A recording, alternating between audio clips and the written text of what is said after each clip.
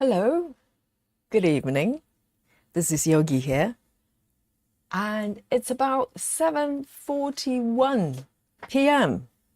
in London, not a.m. So good morning, good afternoon, and good evening from London. So wherever you are, I hope you're well.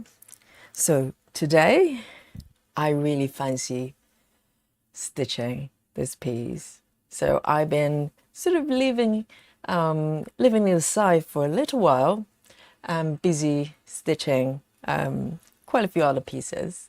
And I would like to come back to this piece because it's absolutely beautiful as well. I know I say that to every single piece that I'm working on, but it's true. They're just gorgeous pieces that I'm working on. So let me show you this mock-up here. So this piece is called a stationary store. It's quite a sort of unassuming title there, but it's a night view of a beautiful shop, an antique shop.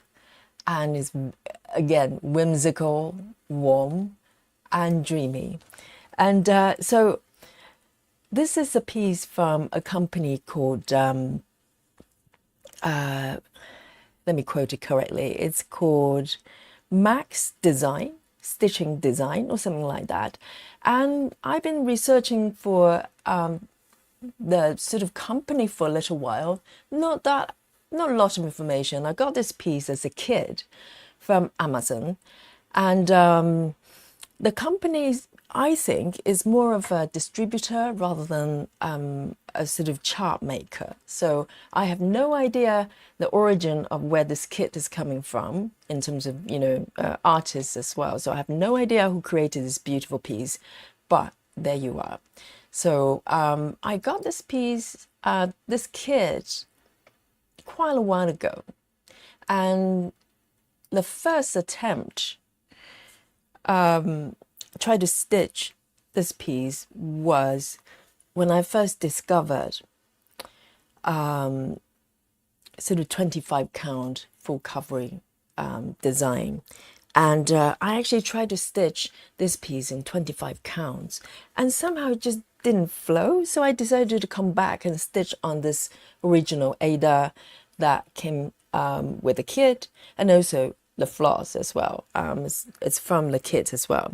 So let me show you my progress here. Maybe I need to zoom out a little bit to show you my tracking app here. So I'm using Markup RXP for this piece because this is a paper chart that I scanned in and turned into a digital interactive chart. So my progress so far, let me show you the full piece. So I'm starting from upper left and moving page by page, maybe diagonally or any direction that takes my fancy. So I have finished page 1 on top there. And now I'm moving down to the page under it. So it's slightly unconventional. Most people probably go horizontally before you go down, but I just couldn't wait because the second page capture some of the let me just bring up the mock-up. It captures some of the shops on the left here. If you look at, there's a nice poster of this lady there and a street lamp as well. So I just couldn't wait, so I just decided to go downwards, and it doesn't make any difference. I'm stitching one page at a time. So, and also I want to show you my progress today. Obviously I'm starting from 0, and I've got it here for most of my pieces on Markup RXP. I set it to 300 stitches, which is kind of ambitious, and it depends on the stitching method I choose to do the page. The speed could vary quite a lot. So let me just go back to my markup view there.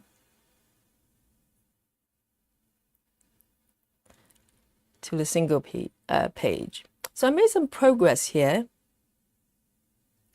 You can see that's the current page. I finished probably about 30% or so. I can have a quick check here.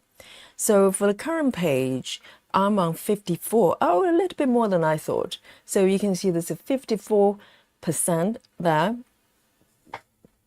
And so I'm halfway there. And I'm going to do a sort of mini cross country. So the other piece, the grandmom's crop room, I used Gemma Stitches method, which is a lovely way of stitching. I really enjoy it, but also, but it's a little bit slower, probably comparing to sort of a cross country type of method of stitching, which is what I'm going to do today. So I'm really excited. I like to switch my stitching methods as I stitch on different pieces. Oh, Esmeralda, have I done better today? She says, "Hi Yogi, nice to catch you live again. Looking forward to seeing what method of stitching you will be doing today." And GMB also say, "So happy to see you again." Yes, absolutely. Hello, both of you, and whoever is watching right now, thank you for joining me live. I'm so happy. And so I'm really excited to stitch this piece because I haven't done anything to it for a little while. And it's been calling me for maybe since last night, because I normally kind of just leave it till the last minute before I decide which project I'm going to stitch for the sessions, for live sessions here. And I like it that way because it's spontaneous. I have no plan whatsoever. So if you think I have a grand plan for the live streams, you're wrong. I leave it to fate. I leave it till the last minute and look at all my webs and go, talk to me, raise your hand if you want to be stitched today. And lo and behold, there'll be one project will go, me, stitch me. And today is is the stationery stores term. So I'm really excited. And this is 14 count, by the way, so the stitches are nice and big. And so it should be really lovely to stitch. And the Ada, I have to mention that the fabric here, for some reason, even though it's coming from the same company as the other piece, you probably have seen the grandmom's craft room. That piece, for some reason, the fabric is a little bit more starched, so it's stiffer. And it's lovely, don't get me wrong, I love that as well. But this one's nice and soft, as if it's been around for a long time. I love it. So the feeling of how you push through the needles is totally different, depends on the fabric you're stitching on. So, I can't tell you how excited I am. And for the floss is coming from the kit itself. So I've got a separate set, which I call 14 count kits. They're all from the same company and they're all DMC compatible colors. But the texture is slightly different, which is interesting because, it provides a kind of different stitching experience.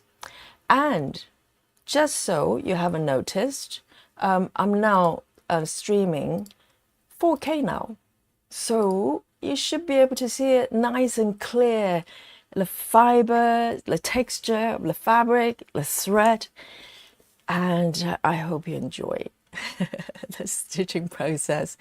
And I really can't wait. So if your browser is not showing the 4K, just go to the bottom right of your browser. There should be a little menu that you can pop open and select 4K if your Wi-Fi allows. It will give you a lot, even better, can you imagine? Even better visual experience. And it's important for me because when I watch floss tube from people, I like to zoom the screen all the way in. So I really love those sort of close-up floss tubes because I like to see the fabric, I like to see the texture of the thread and how the thread goes in. So I hope you enjoy. my stream. So I'm going to start. Gonna pick a color. I'm going to start from the bottom left here, and then gradually just move wherever I want to go. So no grand plan here as usual. I just stitch whatever makes sense. So the first color would be 961. 961, and it's a beautiful salmony pink. What a way to start. And I hope you're well. Today again is another, oh, even better, I've got one, it's already threaded. Amazing, good. So I don't even need to thread my floss, my needle here. And let me just move slightly over to the right there so you can see it nice and close. And I'm still experimenting the 4K settings here. So hopefully, as I move forward, the video quality will get better and better. I'm learning as I go. It's a beautiful color. It's not even salmony, it's just pink. It's lovely. So today, is another really warm day in London. It's probably warmer than yesterday. I just checked the temperature. It's 27 Celsius. Maybe not right now, but the highest temperature today has been 27. And you can definitely feel it because it's hot. And the type of building I live in has got pretty quite thick walls, so in theory the heat doesn't come through that easily, but I can feel it. So you can imagine if you live in the more modern houses, it'll probably be pretty hot. Oh, I'm loving the way it stitches already. Oh, this is perfect, nice and clear view. Yes. Have you turned it to 4K? Yes, I know, because I want to make my streams in a way that I love to watch. You know, I love nice and close-up views, nice and clear, and the audio is clean and beautiful. And I can't do anything about my voice, but at least the audio quality is nice and clean. So it's like I'm right there with you.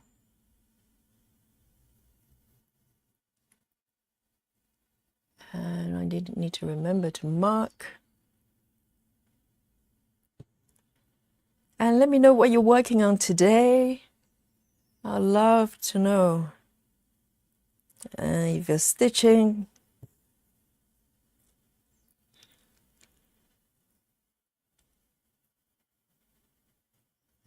Oh, this fabric is lovely. Lovely to stitch on. It's got a little bit of give. I like my fabric drum tight, but at the same time, you know, having a little give, just give that nice little bounce there. It's quite nice.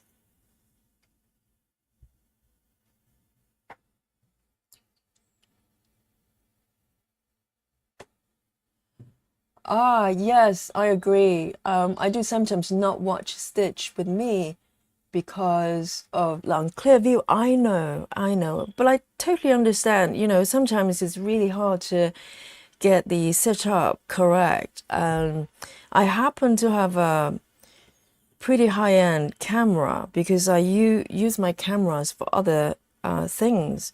So I'm quite lucky in that sense. I have a pretty decent camera and I've got a decent microphone, and I know a little bit about video filming. I'm not an expert, but I have some experience, so that probably helps. And I'm very nerdy, so I don't mind fiddling with streaming software and try to get the best result. Not that I get it right all the time, but I'm learning as I go. So you've got that combination there. But whichever way, I hope, you know, you enjoy the experience. And I totally agree. I just love clear, nice, clear views of the threads and everything. So this one, I'm just going cross country, mini cross country. So I'm really free to go around kind of this area. I don't want to wander too far. Maybe within 9x9 blocks for now, and then moving outwards. So I don't want to go too crazy, but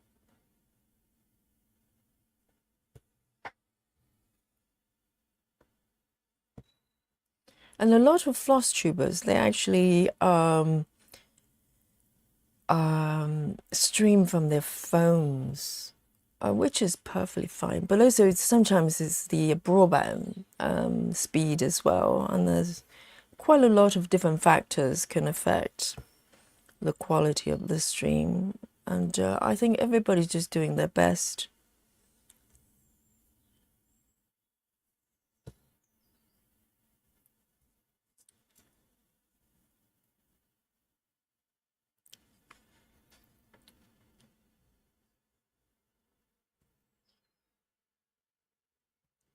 And there's always room for improvement for sure. Okay, I'm running out of the thread. So I think my plan would be mini cross country, either till I run out of my thread like now, or I don't think I'm going to park. I would just end the thread if the next stitch is going to be, you know, a couple of blocks away, too far away. So that would be kind of, you know, it kind of flows with me. I don't want to force it to be one way or the other. So, and drink of choice today, I'm being very good. I'm having peppermint tea, nothing with caffeine in it, because there are few occasions I was actually drinking coffee quite late in the evening.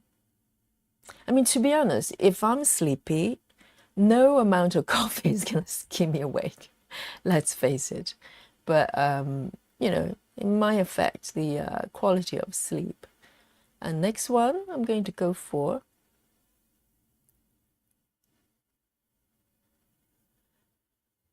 is 152.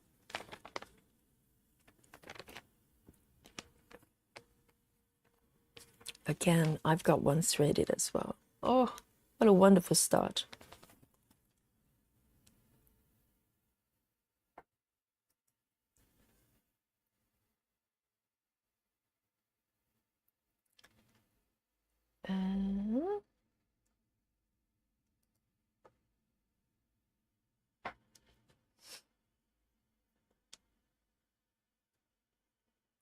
So it's been a really busy day during the day. So this is such a treat to be able to sit down and stitch this beautiful piece.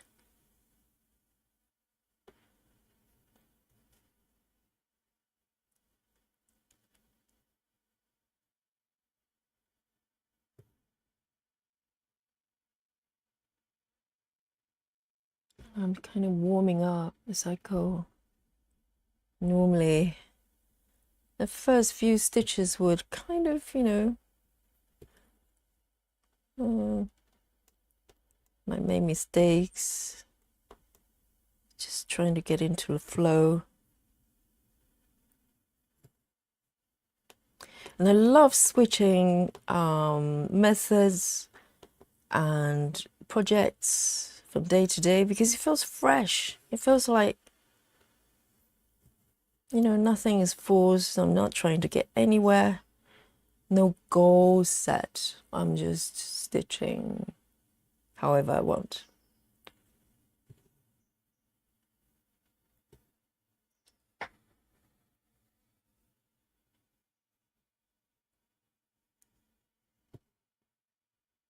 Just let go of the outcome.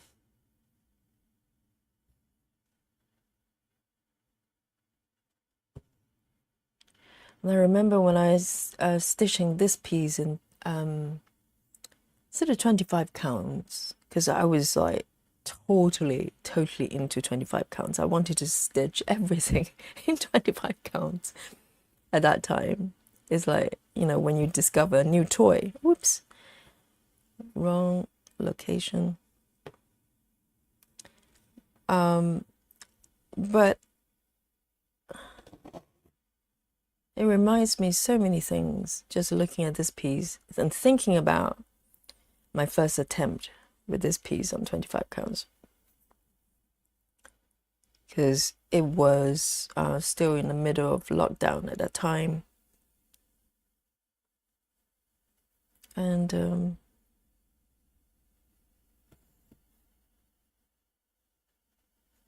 lot happened at that time.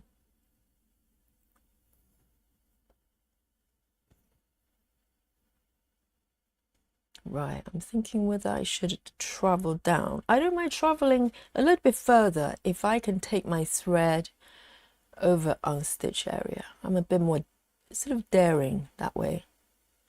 But if I have to take them across on stitch area, I'll stop and end the thread.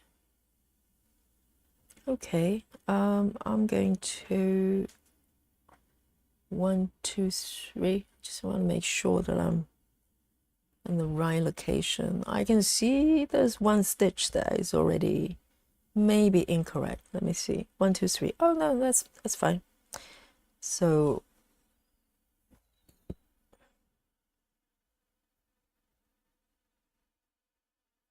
you know, when you work on a piece they hadn't worked on for a while, and you see some mistakes, and you go, what was I thinking in the last session when I worked on this piece? You know, I shouldn't make mistakes like that. Who knows?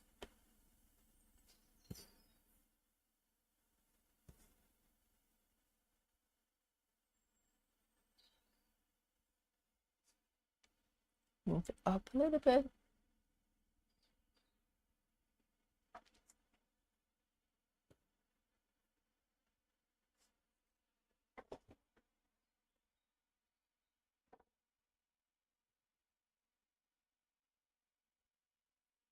And also I'm switching stitching app as well. So I'm going around, you know, cross stitch saga and pattern keeper, and then markup RXP as well. So I have to kind of remind myself what each app does, and just kind of warm up to the app as well as much as the piece itself.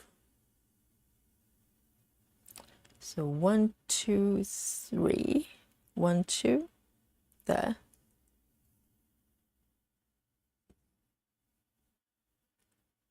And this is the only piece I have. It's got night views, because most of the projects or designs I go for is either kind of whimsical indoor space or like a shop front, you know, like a cake shop. I tend not to have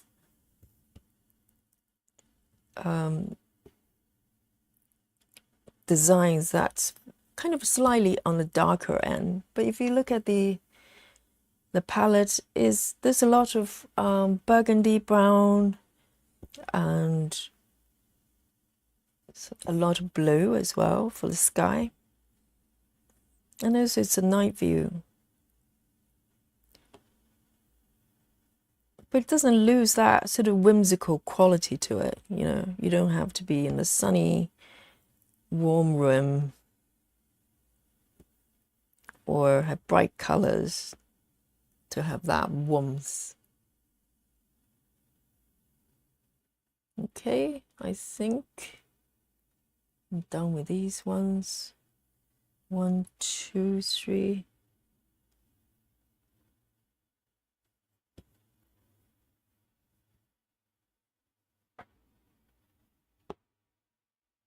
And I'm really getting to the rhythm of sitting down every day and set up the stream and stitch with you. I'm really loving it because prior to this,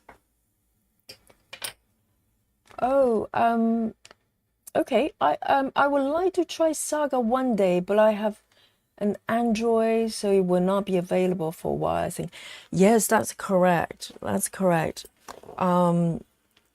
So in order to use Cross Stitch Saga, you also need an app to convert, or some way to convert your regular PDFs, you know, from Heaven and Earth or any other compatible chart makers into Saga format. And there's an app called Paradise on Android. So there are multiple sort of hoops you have to jump through in order to use Saga at the moment.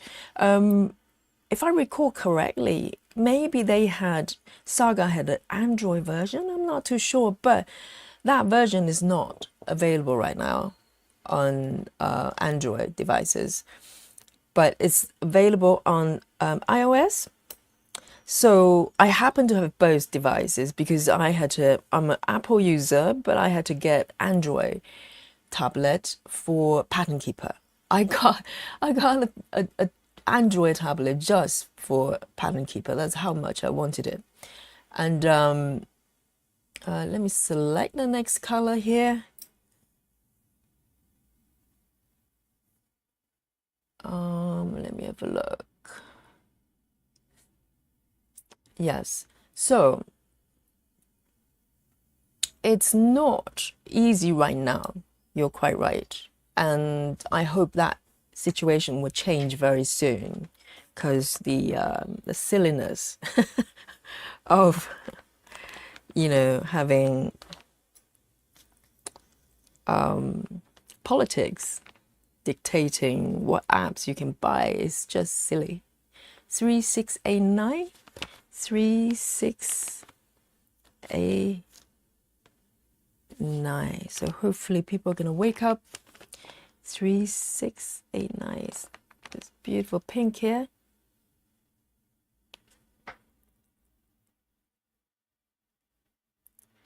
I think you know you love stitching when even, you know, taking a thread out is pleasurable to do. I just love it.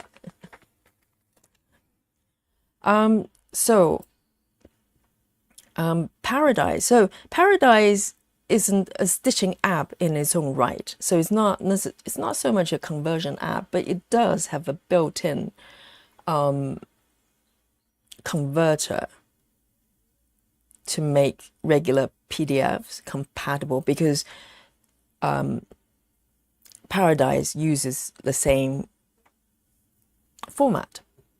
So maybe there's something that's popular in Russia.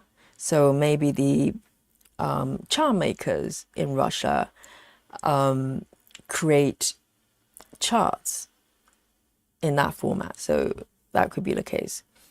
So it's a common thing over in Russia, but unfortunately it's not as popular over here. But so there are a couple ways to convert your PDFs to make it compatible to Paradise and Saga. One is using Paradise, right? So it's got a built-in functionality to do that. But in order to use that function, you have to upgrade to a pro version, which is not a bad option, only that because of the restriction placed by Google Play Store, it's not allowing the Russian developers to make any profit. So you can, I think Paradise itself is free. You can download it and try it. I think there may be a trial period, but you're not able to upgrade to get the conversion functionality. So that's where the problem comes in. But there's another way, because Karen from Needlebug actually sent through And she sent a link to me as well. I haven't managed to get it work for me because it's not easy. It's not plug and play. I'll be honest with you.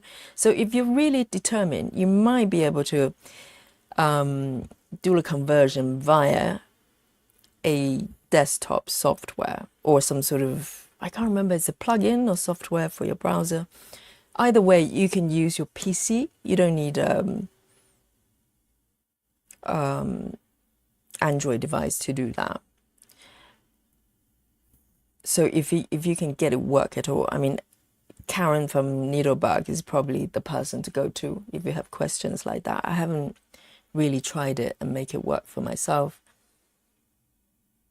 But that's if you're really determined to do it, you know, because you literally have to go into a techie mode in order to do that. So I don't know how many people are willing to invest their time and effort. If it was me, yeah, I'll probably try it. But, you know, most people just want to be able to stitch, whichever way. So perhaps it's not so critical for most people. But hopefully, once the, you know, I don't even want to say the word sanction because it's just stupidity. Sanction kind of makes it sound legitimate. It's not. It's just silliness. Once that restriction is lifted, hopefully soon, then yes, hopefully there's an Android version of Saga. That would be perfect. So if most people have Pattern Keeper, so they have Android tablet of some sort, device of some sort. So they can just download, you know, Saga and have an upgraded version of Paradise. Then yeah, once you've done that, everything is much, much easier. That's it. You just need to jump through a couple of hoops. I know it's not ideal, but once you have that conversion functionality, it's just a matter of, you know, doing it a few times. I mean, you know, you only need to do the conversion when you have a new pattern or import a pattern. It's not something you have to do all the time. And rest of the times, really, you're just using Saga. And it's a beautiful app to use. Let me assure you, you can't do a trial for the app. Originally, that was why, one of the reasons, other than the conversion of the files, not being able to try the app was one of the reasons that kind of let me go, well, you know, maybe I'll leave it for now. But to be honest, if you're able to sort out the conversion issues, I say just get the app. Seriously, you're not going to regret it. It's got functionality that you didn't even know you wanted, and they've got it. They kind of, you know, slightly ahead of the stitchers and go, well, I think this will be fun for you and useful for you. So when the day comes, when you're able to get a copy, just get it. Just get it. And it's a one-off purchase as well. There's no subscription like Markup RXP, you know. And you have the app for life and all the updates, I hope.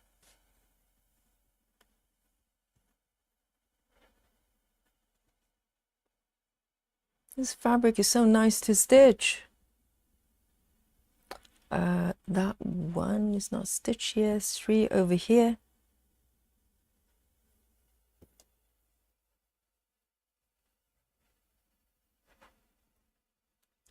Let me have a look, just double check.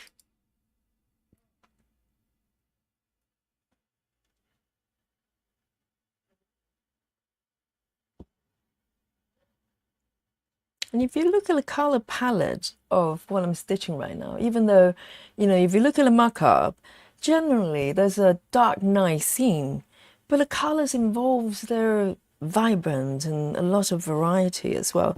I have to say these charts, this one, and there's a couple of others I have from the same company. And also, you know, you've seen, probably some of you have seen Granny's craft room.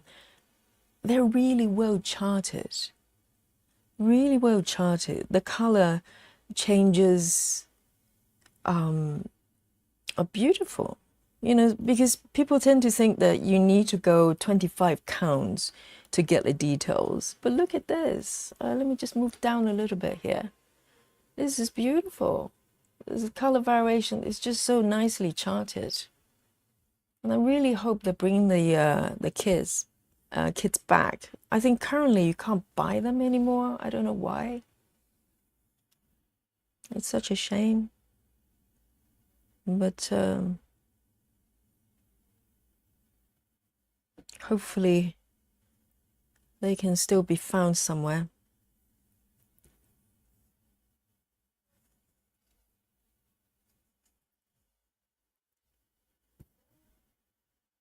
And I get in one more stitch. I'm going to end the thread because it's getting very short.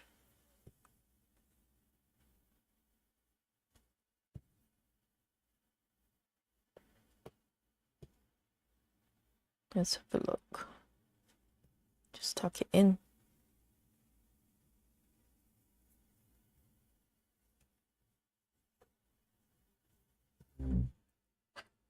Oh, I'm warm. I'm really warm. Not because I'm sweating, because I'm stitching so hard. It's a warm day. And if you live in London for a while, you're not that used to hot days. You know, we complain about rainy days, cold days, all year long. But when it's really hot, people are shocked. And 27 degrees Celsius is very hot for us. Very hot for us. You know, some of you might be laughing. They say, well, that's the temperature we get in the winter. No, for us, it's super hot. A14. 814.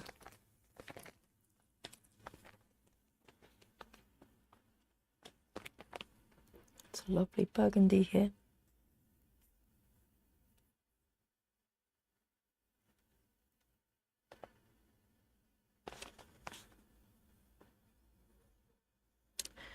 But my flat has got a lower ground, so it's a Victorian house. I've got a ground level, and then it's not a basement, because basement normally you don't get. Let me have a sip of my tea here, because lower basement normally means there's no window, but the lower ground is kind of a hybrid. It's a floor level, but it's lower than the ground level. So you have steps down, but you have windows. I have a window that's where my bedroom is.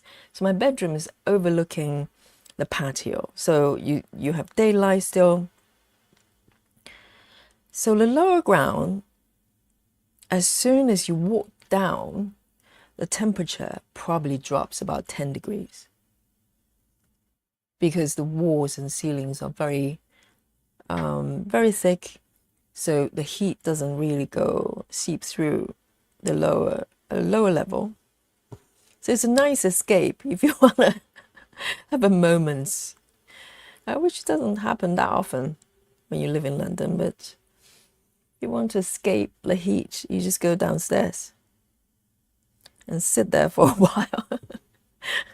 You need a cardigan most of the time.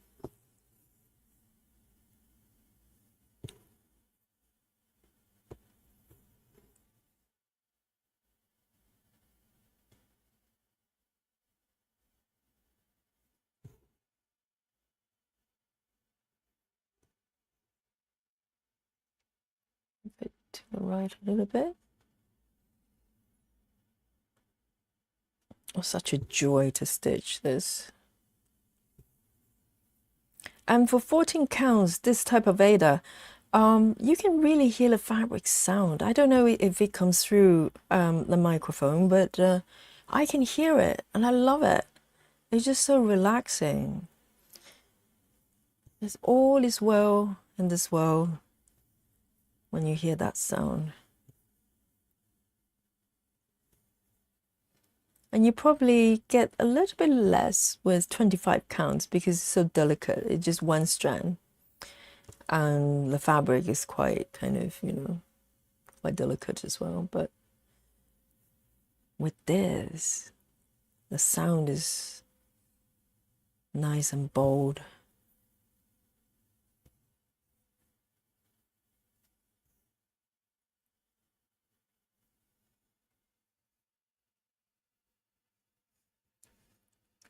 Oh, let me have a look.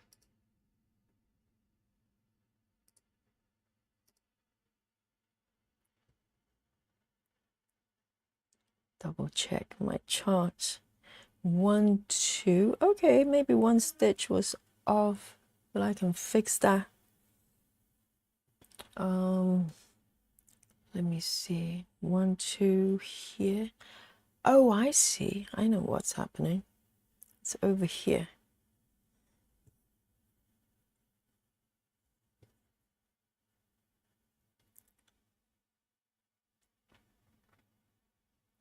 I need to remember to mark it as I go.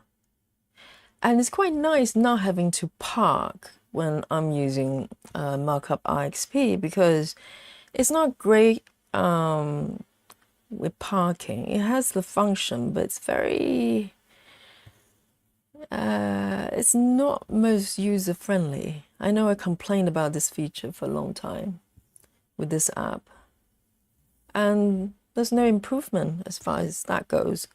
So if you use Pattern Keeper, you can set a shortcut. You define which corner you want to park. That will be activated by default, and you just double tap as a shortcut, and it's parked. Super quick and responsive.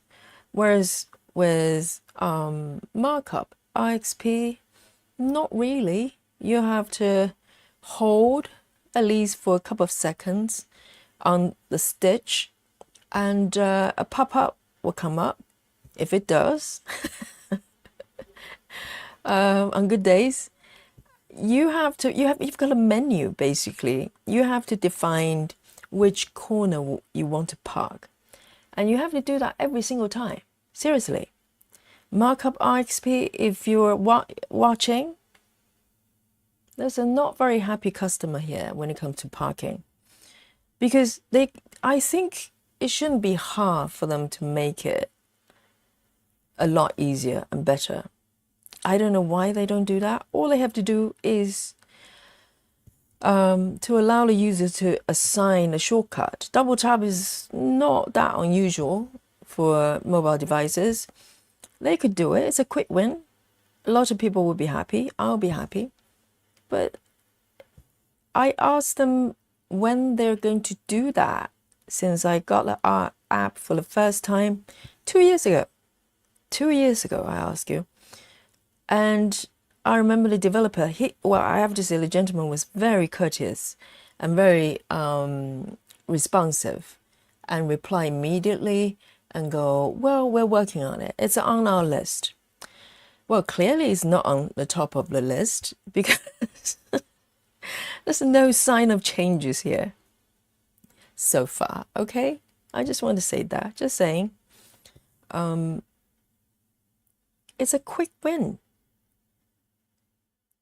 Just do it. Or maybe they don't want to be accused of copying Pattern Keeper. I hope that's not a reason, because it's quite clever for Pattern Keeper to do that. So I'm glad I don't, it's a little bit of relief when I don't have to park when using the app, because it's a little bit of work.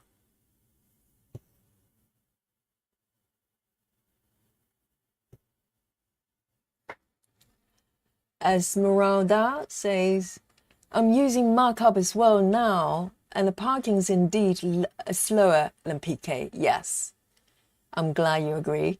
However, I do like that I can easily see if I have a part stitch in markup. when the color is selected.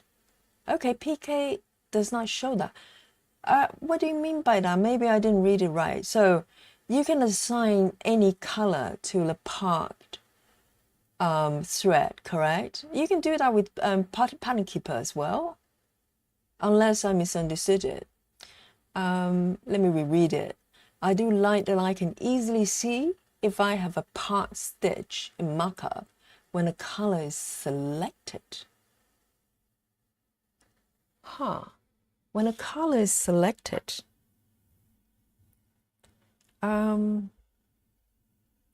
if you'd like to maybe explain a little bit more, maybe I didn't understand it. I think you can change the color of your part okay. Hi Shanna, hello, good to see you, darling. Oh, all my stitching friends are coming together. I'm so happy. Let me see, where am I? Wonderful to see you, Shanna. And okay, I found it. Found my spot. So if you okay, so a bit more explanation here. With markup, it has a small P on the top when you have a part stitch. Oh, do you? I don't think I ever noticed that. Let me try to park it on my app right now. Oh, I might as well show you because people have no clue. If you don't use the app, you probably have no clue what we're talking about here. Let me just zoom out a little bit. And let me show you how you park. Then you can, maybe you can tell me whether you agree it's convoluted. So currently I'm not doing any parking, but if you do want to park with a highlighted color or any color, you don't even, so the green ones with green backgrounds, they're the color of selection right now, you can see it there.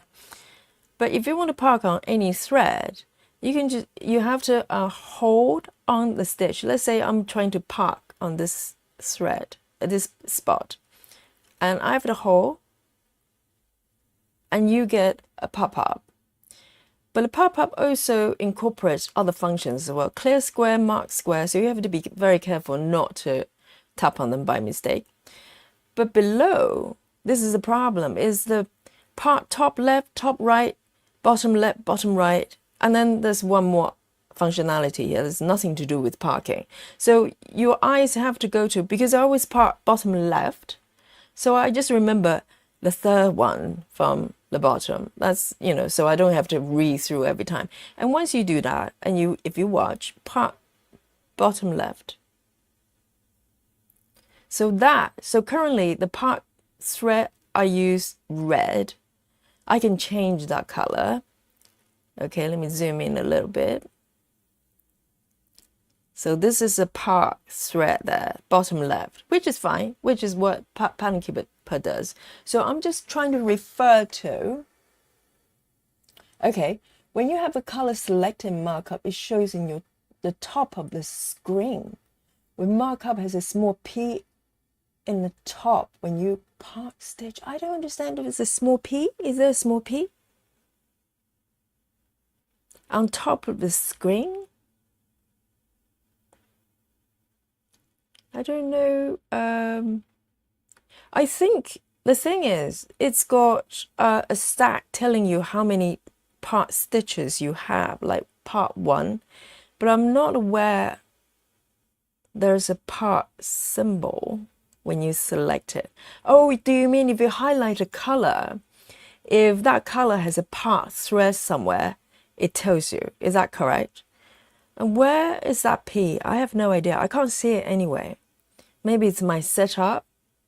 And if it does, that's kind of nice, but at the same time, you can see, you know, the symbols there. So it's a nice thing to have if I can find it. I don't see the P, but presuming there is, if I understood it correctly. Under the word key, Word key. Oh, these ones? Oh, you, you know what? Okay, I learned something today. Can you see it? Let me zoom in so everybody knows what a lady's referring to. Is that little P there? You know what? I've been using this app for 2 years. I never noticed it. So I'm learning something every day. That's nice to have. That's nice to have for sure. I just didn't even notice that little P was there. So yes, I agree with you. That's a nice thing to have. If I knew that it was actually there. But it's good, yes. So sometimes when you have a part thread of a certain color, if you somehow can't see it within your view, let's say if you do a page cross country, which is a large area, then yes, you could miss it. So it's nice to know that there's a P sign there, meaning that you need to find that part thread. Yes, I agree with you. That's a nice feature. But you do agree the parking method is not great, right? Because really, if you only park once in a while, every 20 stitches, maybe it's not so bad. But if you're doing what I did last night, sort of row by row, block by block, and change thread constantly, ooh, you don't want to do that. You'll probably go a little bit frustrated. Oh, but this is such a nice feature to discover. I didn't know. I didn't know. Thanks for sharing. I'm sure probably quite a lot of Markup XP users, they're screaming right now and go, what? Yes, I didn't know that. So thanks for letting me know that. Now I know. But what kind of parking method are you using? Do you have to swap threads constantly, color constantly? Because if you do like I don't know, max colors, you're changing colors constantly. It's going to be a little bit of a pain doing it unless you just don't park. If you don't do parking method, and the app is, like I'm doing it now, it's kind of good. It's totally doable.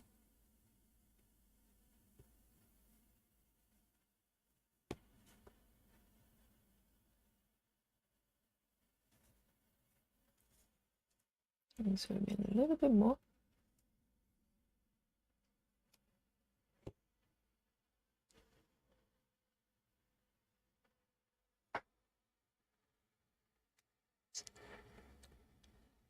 Esmeralda said, oh, you're parking like me yesterday, like I did yesterday. Would not be aligned at all. Yes, you agree with that. So you stitch diagonals, okay, and the park in the next diagonal. Oh yeah, I remember you mentioned that. You're doing the strip by strip method. Okay, so maybe that's not too bad. If you're doing, but do you do diagonal block by block in terms of 100? I don't know. I've never tried that sort of strip by strip, really neat and tidy in a diagonal direction. So I'm just trying to think. If you do that, do you then mini cross country downwards diagonally until everything's filled out and move on to the next strip, and then you park to the right? Is that correct? Or down? Do you park down, or do you just keep going until you run out of color, the thread? Maybe I need to try that method one more time, because I find it quite hard to follow a sort of really neat line there. It gets me nervous. I like a little bit of messiness.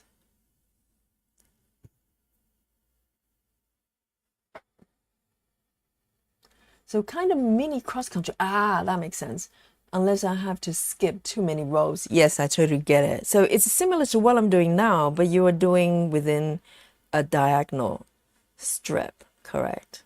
Yeah, then the parking might not be too bad because most of the times you probably don't need to park that frequently. So it makes sense. Let me see if I've got that one. Yes, got that one there. And that one. And now.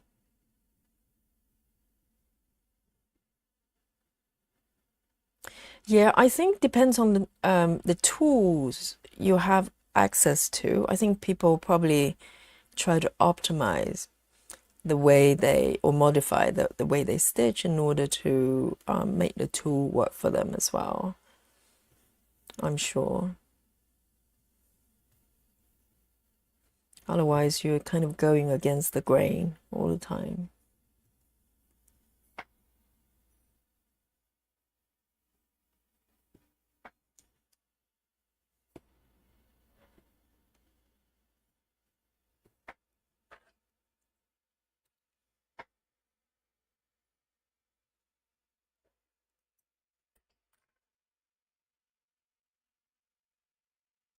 My little rabbit there. You can see the bottom of the rabbit. Good. So these two are done.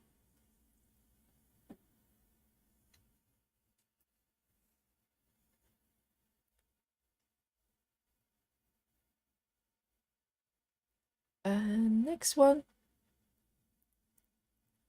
And also this piece, all the Granny's craft room, this one, and two other kits I've got from the same company, they all have back stitches. So there's another thing to look forward to.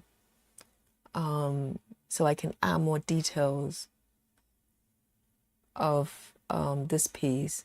I think back stitches work really well for 14 counts. Just manually pick up a few stitches that hadn't been picked up by the app. Let's see, 3328, 3328.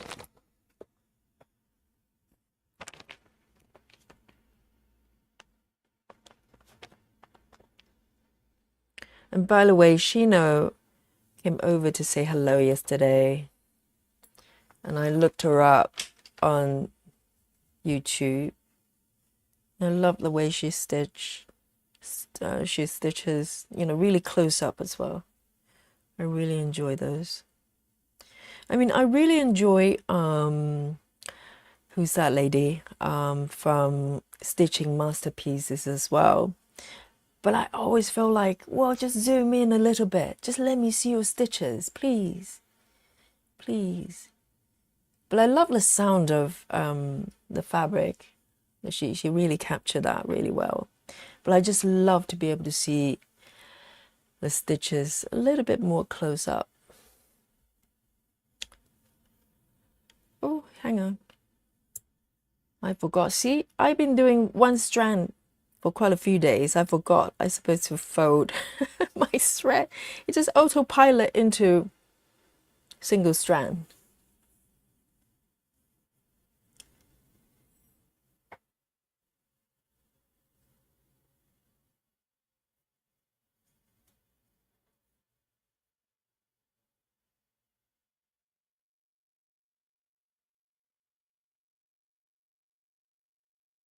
Let me see, let me swap another needle.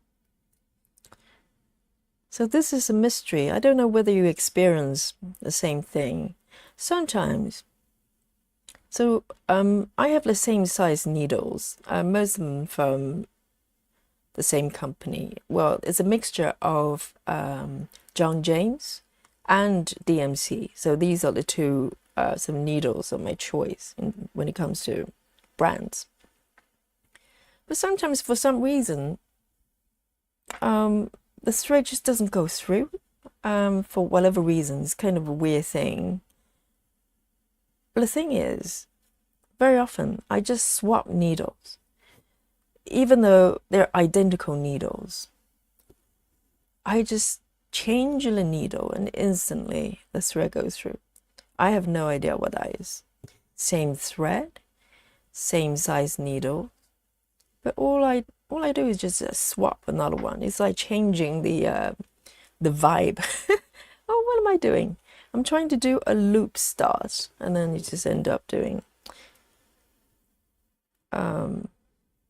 something else. So that's what I normally do. If for whatever weird reason the thread just doesn't want to go through the hole, I just swap the needle. Probably 9 times out of 10, you just go through with no difficulty. It's one of those weird things with stitching.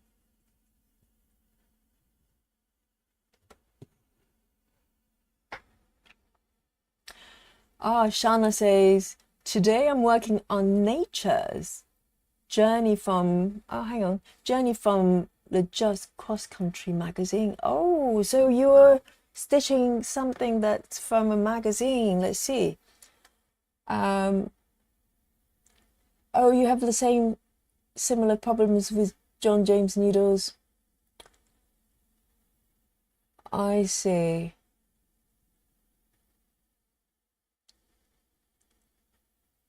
Wow. Okay. So Esperanza says, is that pronunciation, has it improved, or am I making it worse? I'm just trying to plug my way through. I found out it sometimes matters from which side you thread. Turning it 180 degree helps. 180 degree. Oh, flip to the other side. Okay, I haven't really tried that. I do turn from time to time to see if it makes any difference. Just so the thread goes from the other end. See, everybody's got this really nuanced kind of insight. Only stitchers will know. If you try to explain this to somebody who doesn't stitch, they'll go, what? Just use a needle threader, But sometimes it's quite satisfying to just manually do it, and it's quicker as well, so you don't have to look for a threader. You have your fingers.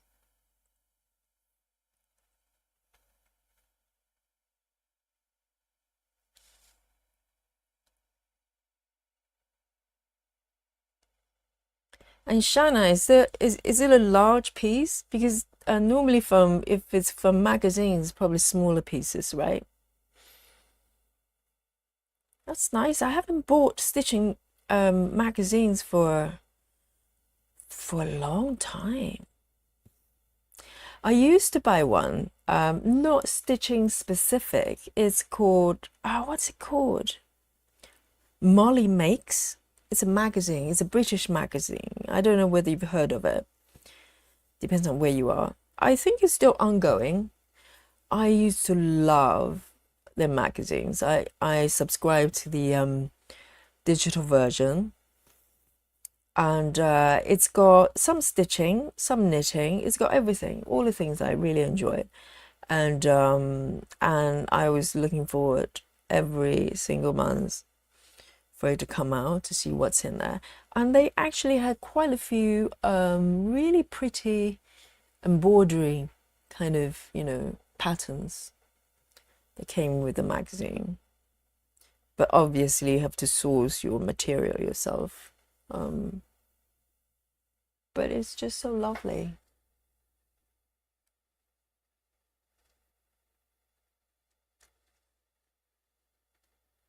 You can say Essie. Oh, okay, I'll go for Essie. That's so much easier. Thank you so much. So I'm given permission to say Essie. Yes, so much better. I can live with that one. I don't want to butcher your name every single time. That wouldn't be respectful. So Essie, that is. Shanna says it's seasonal, so it's like 1 year. Oh, one year stitch along. Wow, that's lovely. That's really lovely. So they get you hooked for a year. Very clever, very clever. Yeah, I think I've only done stitch along once. It was which company? It's a British company as well. It's called, oh, I'm struggling to remember the company name. They do mostly samplers, no full coverage. They sell sampler patterns and some accessories. I think this one, the a rabbit one, I got from them, the needle minder. So they made some. This very well made. It's really pretty, and I did a stitch along with them a couple of years ago, probably nearly 2 years ago. I just got bored after a while. It wasn't a big project. It was a pattern that it was lovely. It's kind of captures the British Isles, the different areas, England, Scotland, Wales, Ireland, etc. And each area's got kind of a symbolic, thing about it. And it's quite fun to stitch, but I just got bored of it. I was, full on in the beginning. By maybe the third part of the project, I was like, okay, maybe let me do something else. Oh yes, you have to buy 4 magazines to get it all. I know, they know what they're doing, Shannon. We fought for it. We fought for it happily, right? I know, but 4 months isn't too bad. 4 magazines isn't too bad. Not like 1 year subscription, so you get a whole thing. Otherwise, you get a chunk of your pattern. Yes, but stitch along is fun. If it's a small piece and people can kind of stay focused, not kind of losing momentum, then that's good. So a small piece would be really fun to do together. Let me see, have I stitched in the right place at all? Let me double check. I knew it. I knew it. It should go below this. Let me just fork that one.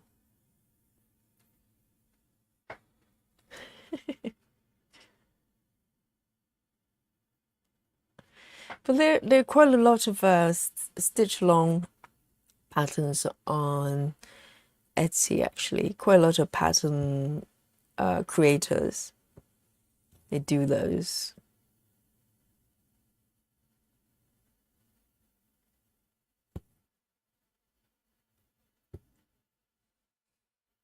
And then you get a pattern, and most of the times you have the option to kit it up yourself, or they actually, it comes with the material as well. And once you get that, I think most people probably join the Facebook, and then, you get to stitch together and show your pictures, etc. It's good fun. It's good fun, for sure.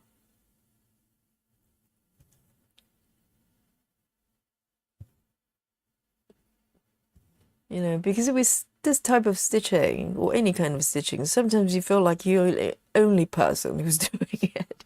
Clearly not. There's a huge population of people doing it, but unless you know someone that stitches, it's kind of, you feel like, yeah, I'm the only person doing it.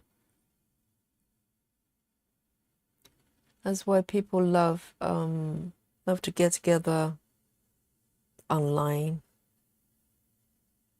to stitch together.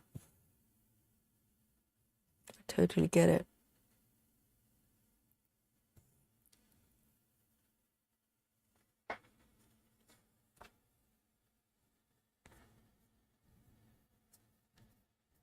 Shana says you're in the southern US. Southeast Tennessee. Whoa, that sounds really exotic. For me, anyway. That sounds amazing.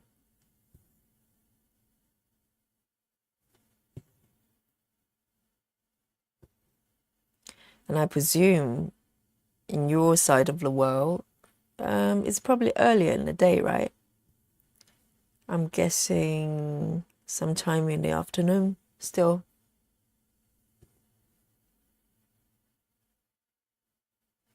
Two more here.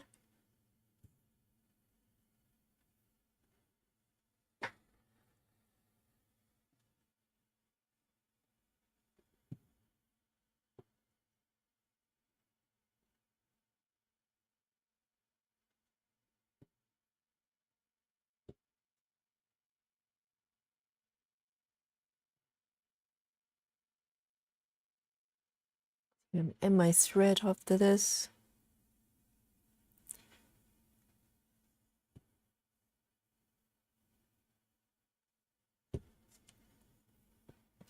And you know, topics like, you know, threading, needles, etc. Where do I go to talk about this other than with fellow stitchers? Because no one else is going to understand. So you're talking crazy there. You're just being a mad person.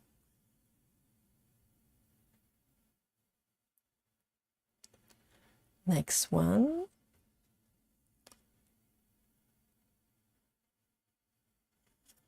And 498.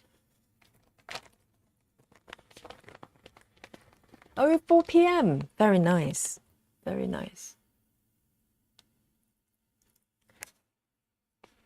498.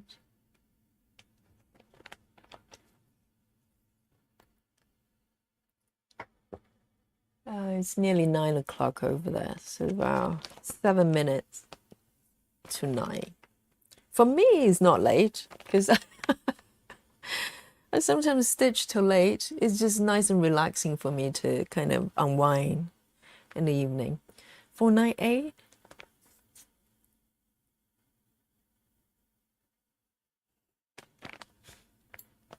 Because I almost don't watch TV. And I do watch stuff on YouTube, but really depends. I love, other than floss tubes, I like podcasts. So I mostly listen to them, you know. I like stuff with speech in it. And so I learn something. I find that really interesting, you know. I don't watch sort of music stuff or whatever. I just like to listen to people talk and learn something, you know, through that. So as I'm listening, I want to do something as well. So, you know, most of the times I'll be stitching or do something else with my hands, like, you know, knitting or whatever. But recent years has been stitching most of the time.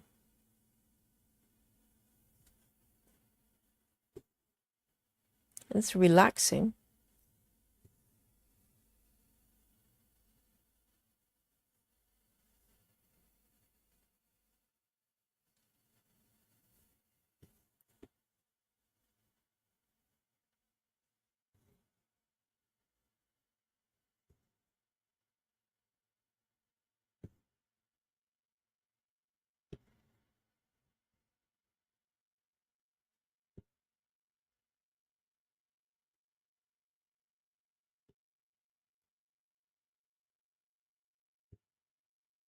And I got a really lovely comment. I presume it's a lady. I don't know where she's from. And she's just saying that, you know, she really enjoys these long videos because she will watch them or listen to them when she's stitching. And it feels like, you know, you're getting a friend visiting you. And that was just precisely how I felt when I watched Floss Tube. It's like there's a friend, liking the same thing as I am. And I'm just kind of having you know, internal conversation with them as I listen to them. So that's why I really like floss tubes with speech. I know some people enjoy the ones with music or maybe silent. I totally get it. But I love conversation. Maybe because that's why because I love podcast and documentaries. I'm a nerd for documentaries.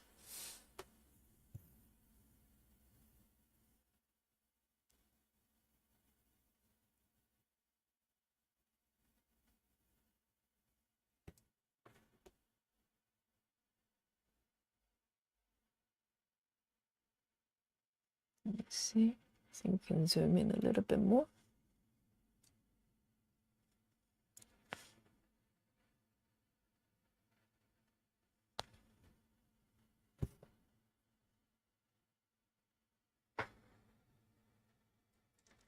Oh, Shana says, I watch a lot of history, archaeology videos. Okay, Digging from Britain is one of my favorites. Or Time Team, yes, it's a classic British program, Time Team. What's the guy's name? Team something? And thanks for being live. I have to get going. Yes, Essie, thanks for joining us. And I hope to catch you very soon. Have a great day. Have a great day.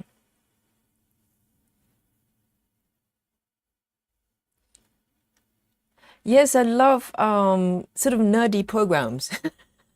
Anything about the space, the history. I like history as well, but not like hardcore history. Not about World War III or anything like that. But I like mysteries. Anything with any sense of mysteries. I love it.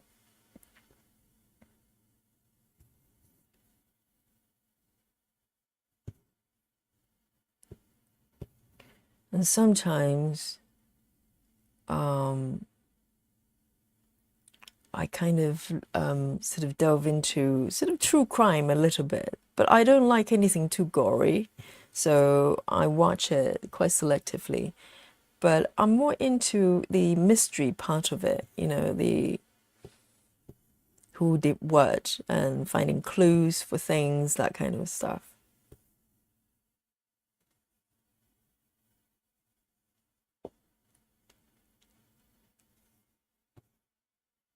So I'm a nerd.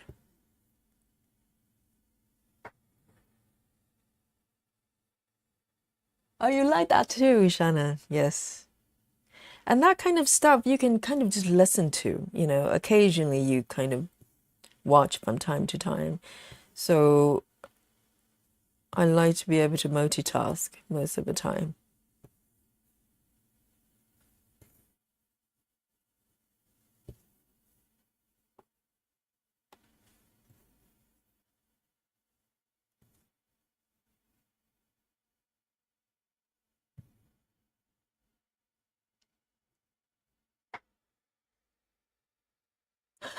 Brown nerd. Yes, I like that. I'm nerdy and I'm proud of it. Yes.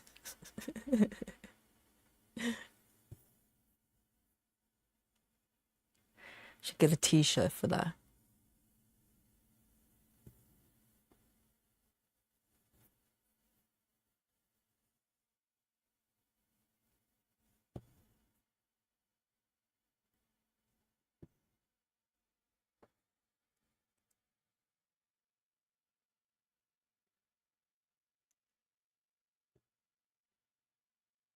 So one more stitch here. Let me see. I'm going to move it over here. Just a few more.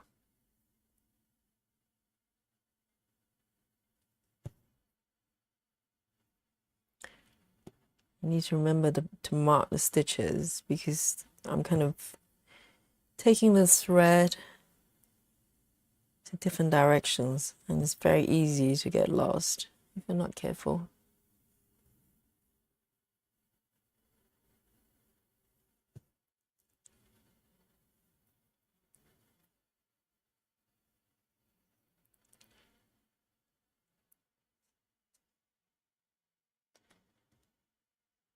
gonna go up.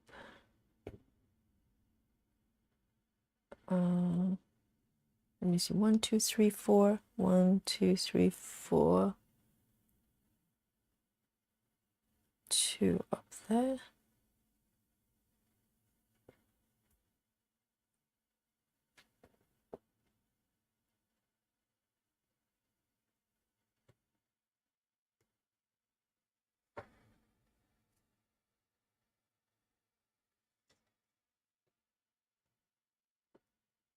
So Shannon's asking everybody watching right now where you're from. I'd love to know. I'd love to know.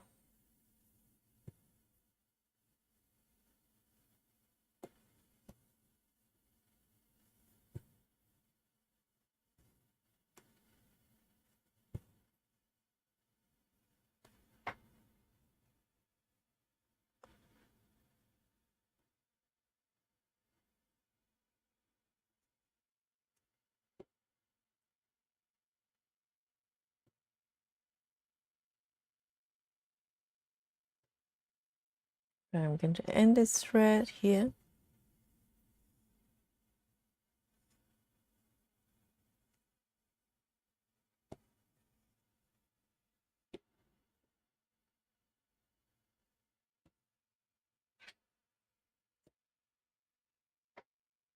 I'm going to keep this color going. There's a few more stitches here.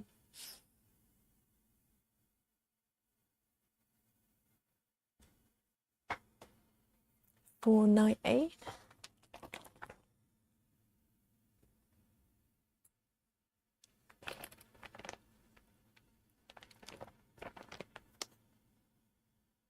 Another one of these.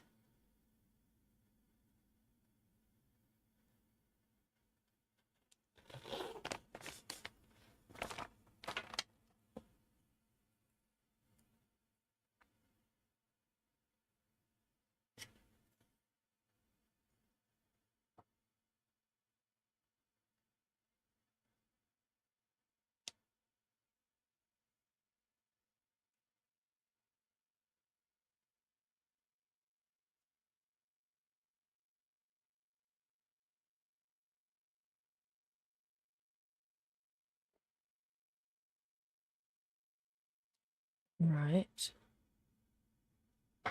2 stitches here.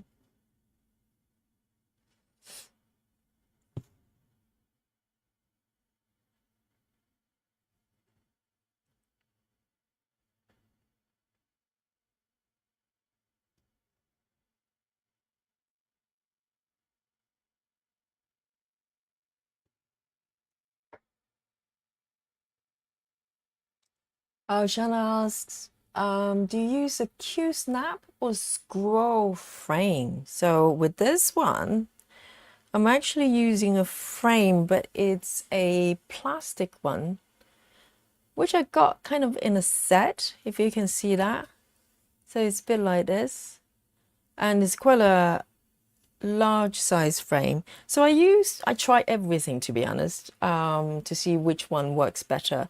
So I've got tons of Q snaps that I accumulated, and I can kind of turn them into different sizes. I've got enough parts to do that.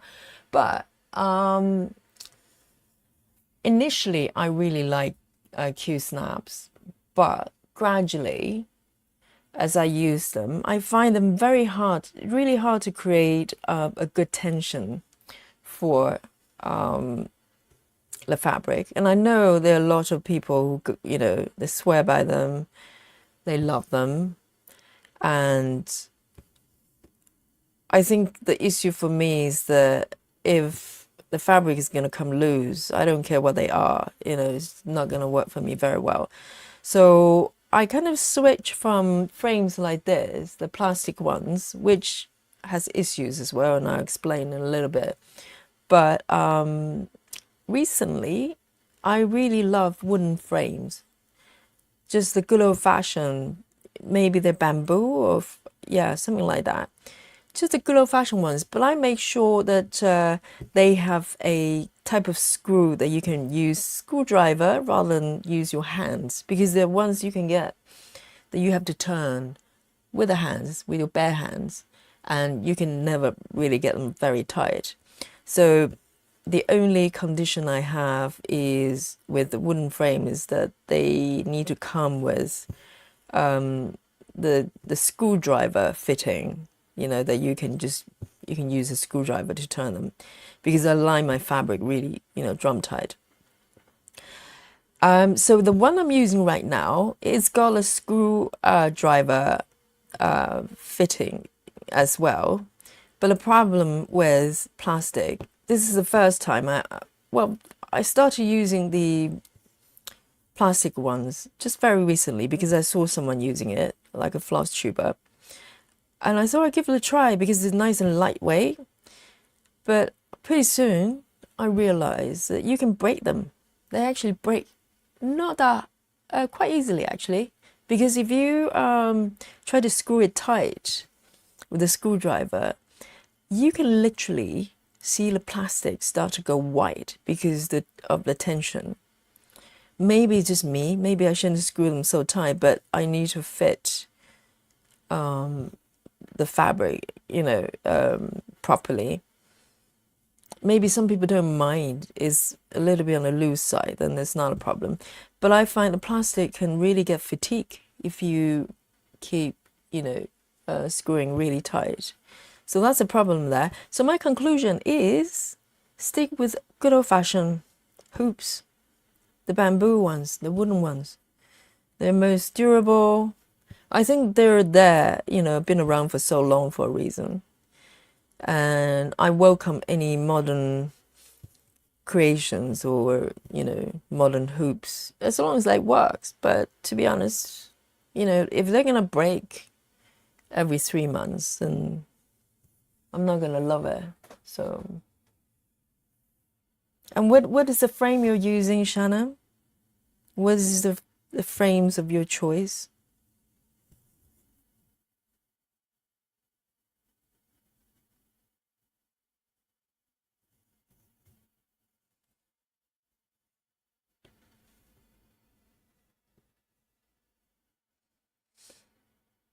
And for those who are watching right now, are you stitching?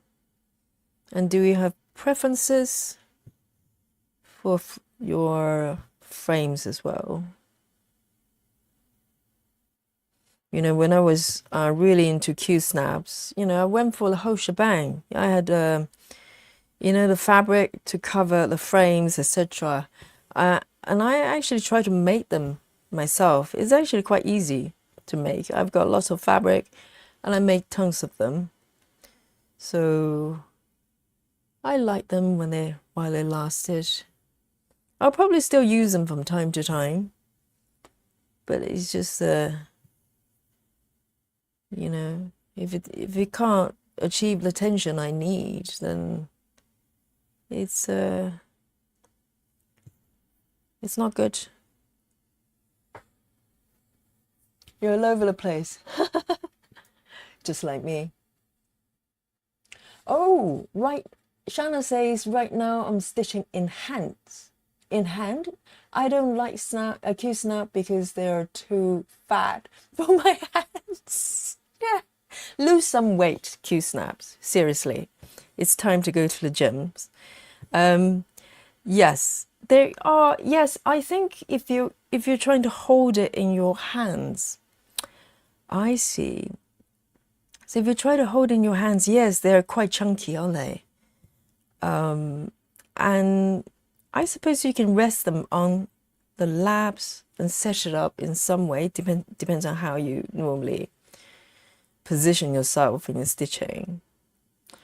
I normally, like now, I'm sitting on my study, I like to call it craft room, but it's not, it's just a spare room with a desk.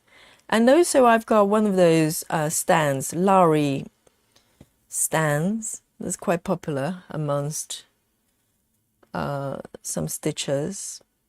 And I'm a big fan of the stand, and you can fit the Q-snap. They've got a sort of attachment that you could do that. And I still use it, but for streaming, I'm using a more sturdy, old-fashioned desktop stand to fit the frames in, because the thing with Lowry is the frame bounces. You get used to it if you're using it a lot, but in the beginning you probably get seasick. And if I use it for streaming, you'll probably get seasick. So so I use a desktop stand, which is really good. I got this before Lowry and it's still working really well.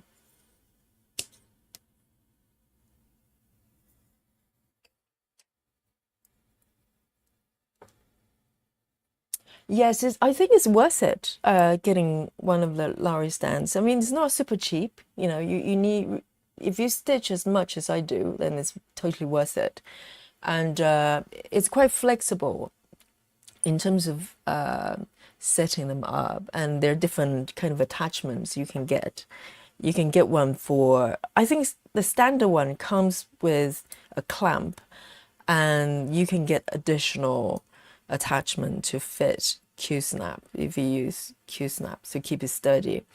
Yeah, I still use it every day, but it does bounce. You need to get used to it, and you can get used to it. But it's just not good if you want a really stable sort of frame if you do streaming or stuff like that. I've seen floss tubers that use, you know that they're using Lowry, because the fabric literally just bounces all the time. You can always spot it. 498.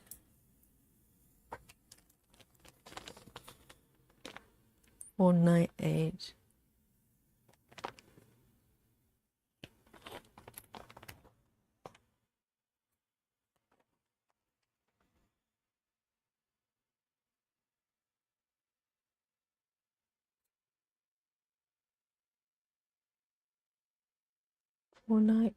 See, I'm starting to fill up this area.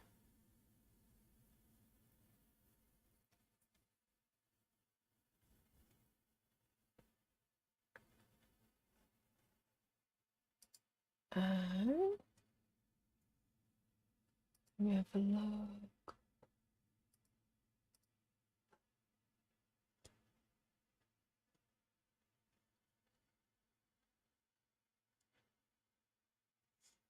More stitches here.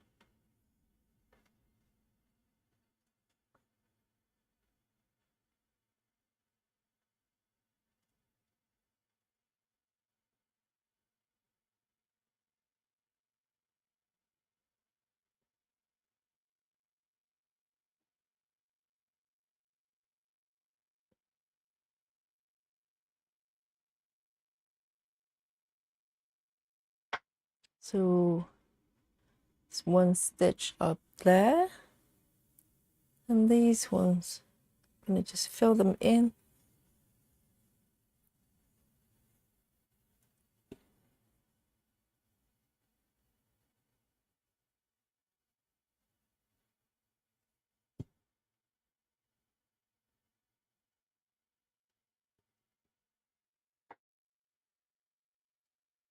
Shanna says, I have an Edmonds wooden stand that I'm using right now, but it's already wearing out.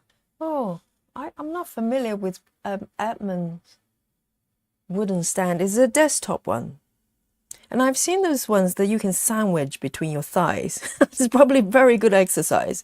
Instead of going to the gym, I just squeeze my knees against each other and sandwich embroidery stand between my thighs.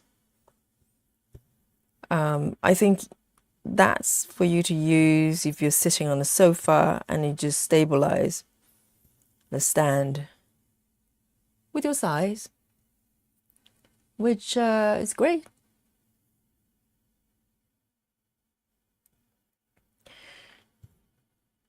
But I like my stand to be attached to something rather than on me, because I've got a habit just suddenly stand up and try to go somewhere.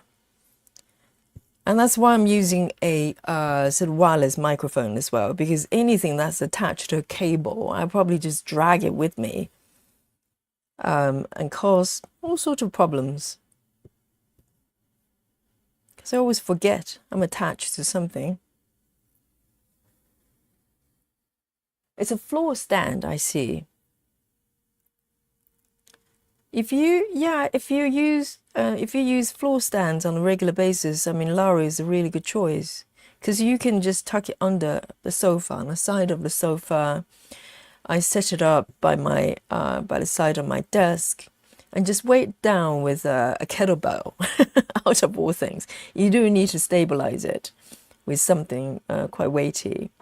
So I've got a few kettlebells in the house, and I use one that I don't need anymore, and just use it to weigh it down,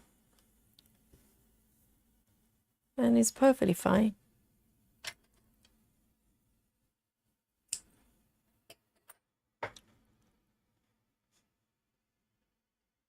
I have a sip of my tea. I'm drinking peppermint tea, my favorite. Let me see if I can show you. Whoa, it's all dark. Not very attractive there. Let me zoom it out to do it justice. It's a tea pick tea. I tried not to spell it.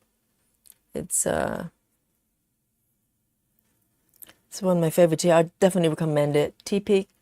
Oh, you can't see it. Never mind. Because with herbal teas, I tend to get headaches, because a lot of herbal teas, or fruit teas in particular, there's a lot of added colorings and flavors. They're actually not great. So I need something that's totally pure without any flavoring, and tea picks is really good.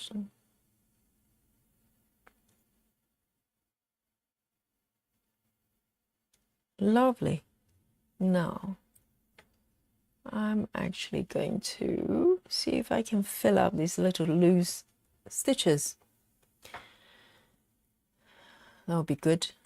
3689.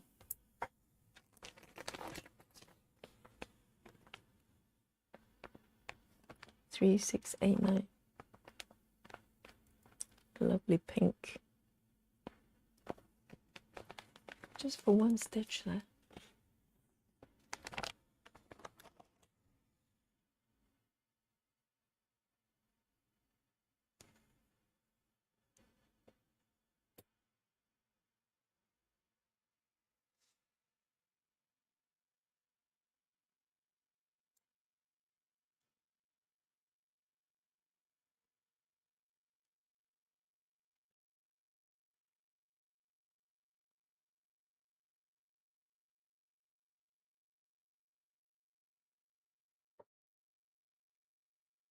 Shanna is having coffee. Oh, don't tempt me, because as soon as someone says coffee, I want one too. Oh, I'm like, one of these people shouldn't be watching adverts, because easily influenced. On Instagram, sometimes, a lot of times they have posts. Well, there are tons of posts, but they're actually adverts. And I get fixated with gadgets and stuff. I thought, oh my God, that looks amazing. I need to buy one. I'm terrible. But luckily, I always manage to come to my senses. But I'm trying to see, that color doesn't look right, does it? Is it even the right color? I'm having a feeling. Why don't I undo it? I think this might not be the right color. It's okay. 14 count is very easy to undo, because otherwise, normally I just leave it and stitch over it, but never mind. I think I might have marked the wrong thread. Let me see. Let me right the wrong. So this one is 1, 2, 3, 4. Okay, that's that one.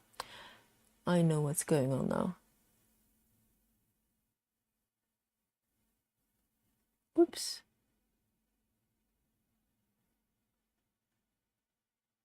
Okay, so that one is actually done already. So this is a different color. But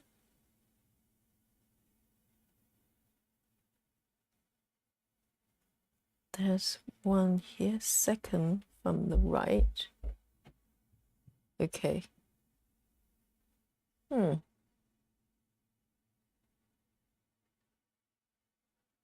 Second from the right there on top. See, I'm having a crisis with markup RXP because I can't remember how I'm supposed to be doing that. Oh, never mind. In that case, see, when an app is not super intuitive, that it's a lot harder to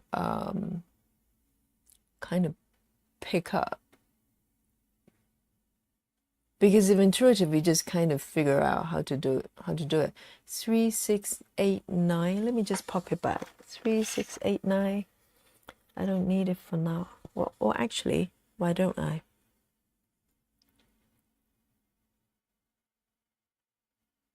Stitch the ones below.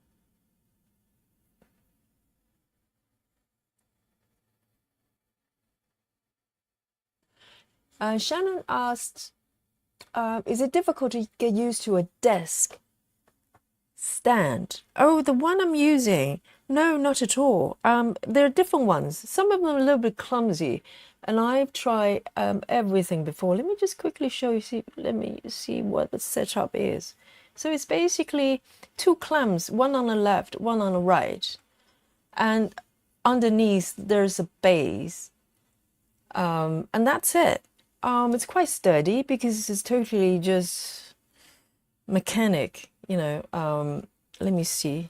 And let me see if I can find out which stand this is. I think I probably got it from Amazon.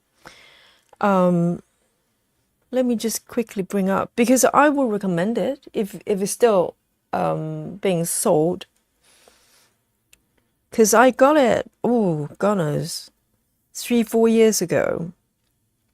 And let me see if I can still track it. Whoops, sorry, it's really loud. Stand. If it's still on my purchase history, then I'll show it to you. Or unless I bought it from somewhere else, then it's a little bit harder to find. Yeah, I've tried everything, Shanna. Seriously. Because I had no idea what works for me. So I look around.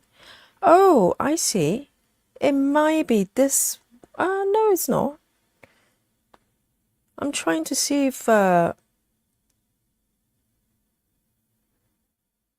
it's not this one. Because I just brought up one here. It's what I bought. It's one of the things I try, which is, it's quite a well-known brand. It's called LBC. Well, I don't know how to pronounce it. LBC. I bought this one. Didn't work quite well because it's very restricted. It comes with a hoop, and I think you can, I can't remember, I think you can change the size, but it just doesn't work quite well. I can't find the one I'm currently using. It's possible that I got it from Etsy rather than Amazon. That's why I can't find it. But I'll look it up. If I can find it, I'll probably link it on my description below at some point. Maybe I bought it from somewhere else. I can't remember because it's been so long. But it's really, really sturdy. You know, when I got Lowry, I kind of stopped using the desktop one for a while, but now I pick it up, try using it for the streams. It works so well and it's totally sturdy. I'm trying to move it, but it's very hard. It's more my desk wobbling rather than the stand because it's just so solid. And you can adjust the width of the clamps away from each other or closer to with each other, and it's very stable. And I suspect you can probably rest it on your lap as well if you really want to do it like that. It should be possible. But technically it's designed for a desktop.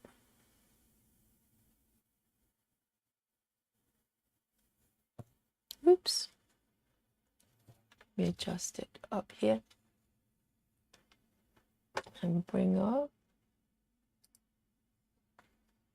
marker for you.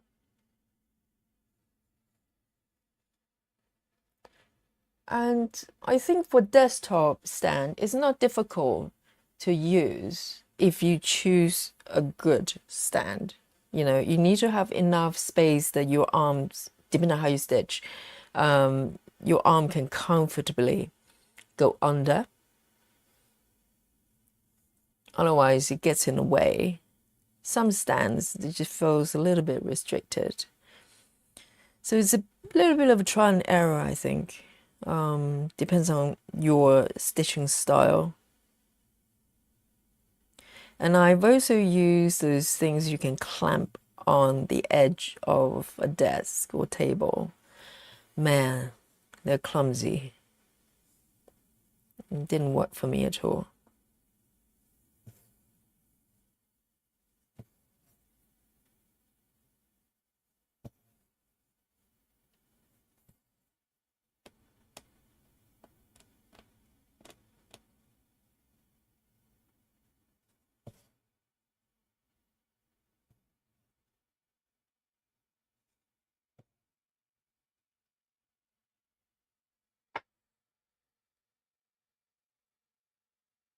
Yes, Shannon, definitely. Because Lowry is a little bit of an investment. I don't know how they're priced now. And also, it's not just the stand itself. You might want, they have accessories where you can make it extra long. You know, you can buy, I bought them all so I can talk about it. The accessories to extend the length of the metal bar where you attach the clumps.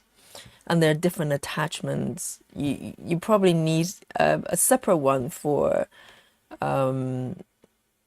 Q-snap type of thing. So you could easily, I mean, I don't know about dollars, but with pounds, you can easily spend 150, 200 pounds to get it set up for you. But if you get a stand, maybe they cost about 50 pounds, you know, or under. Give it a try. It might just work. If you're facing a desk, you can definitely just, you know, go with a desktop stand. I think Lowry a lot of times is for people who want to stitch on the sofa. It's kind of designed that way. You know, you can, it comes with a metal kind of base that you can tuck under the sofa legs. That's kind of, you know, where its strength. But if you're stitching, you know, by your desk, then a desktop, you know, a solid desktop stand would be more than sufficient.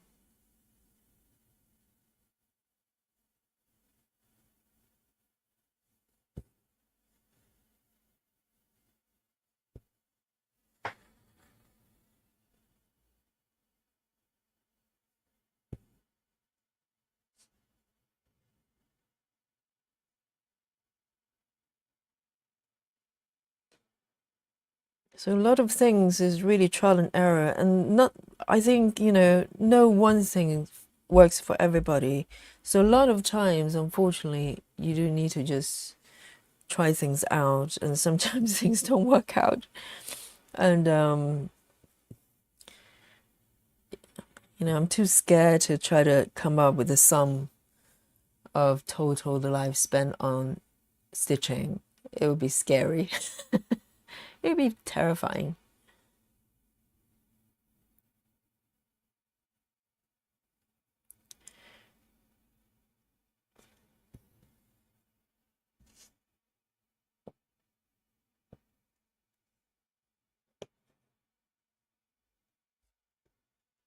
Right. Let me snip this one.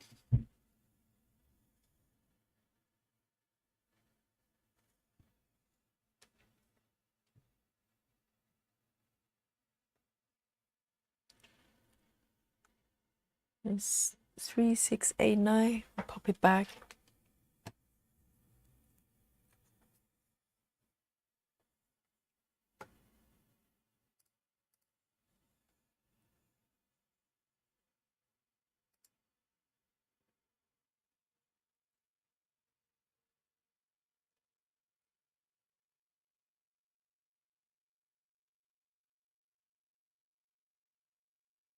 And the next one. I'm doing really well actually. Stitch number wise. I think this way of stitching is just faster. It's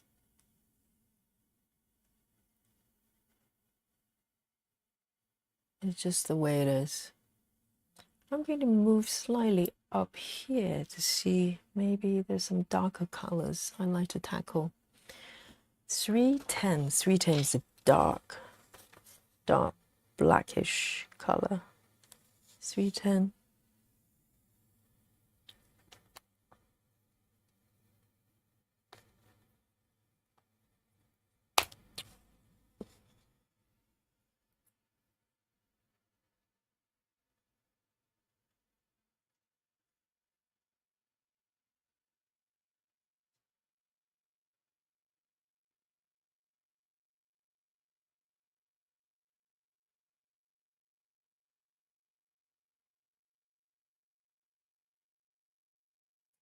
Swap needle time.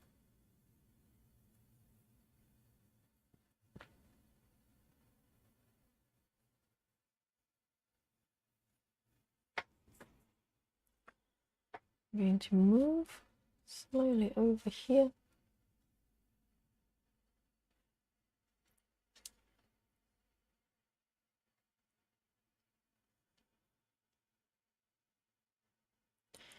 One, two.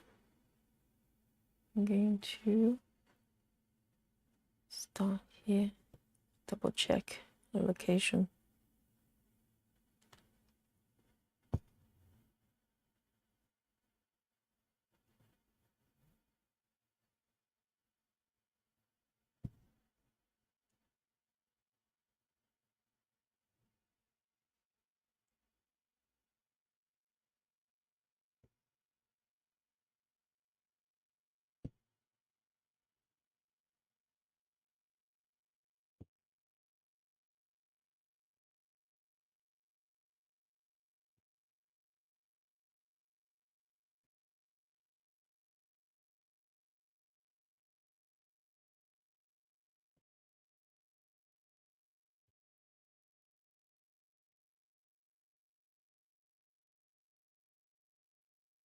It's quite satisfying to stitch darker colors because you just know it's going to give you a lot of definition to whatever you're stitching.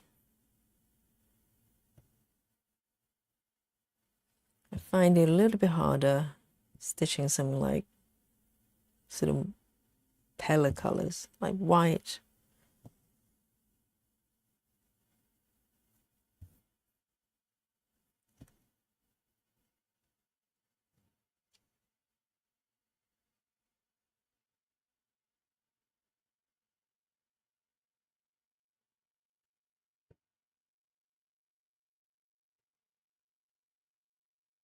Over there. Just remember to mark it.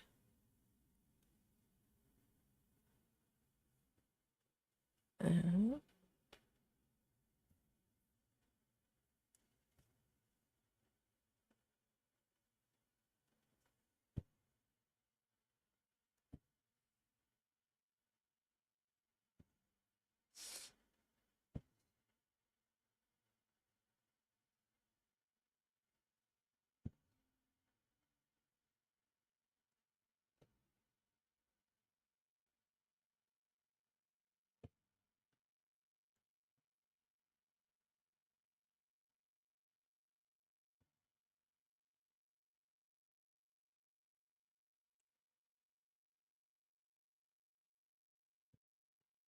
Well, the thing is, once you get used to using cross-stitch saga,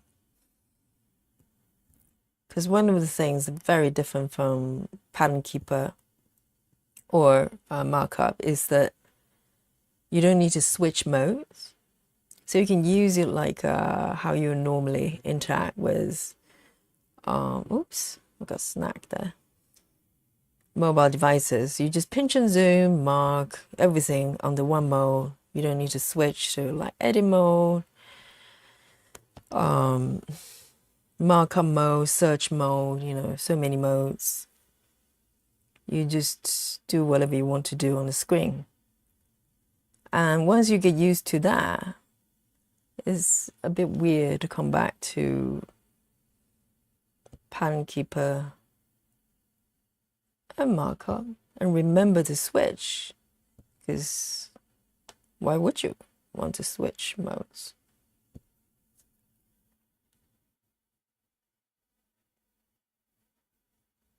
When I first got pattern keeper as well, I started using pattern keeper before markup, and I spent quite a bit of time just trying to get used to the 3 different tabs, because it's not very intuitive.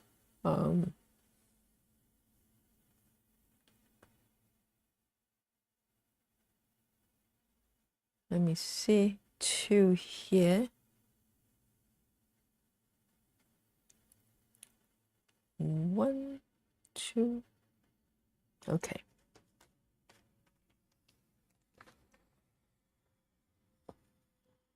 I need another one. 310.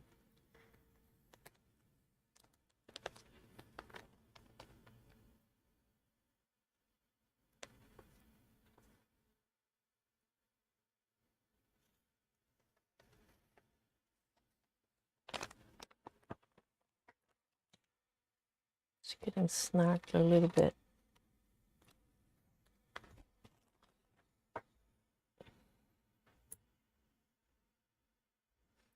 So the texture of the floss that comes with the kit,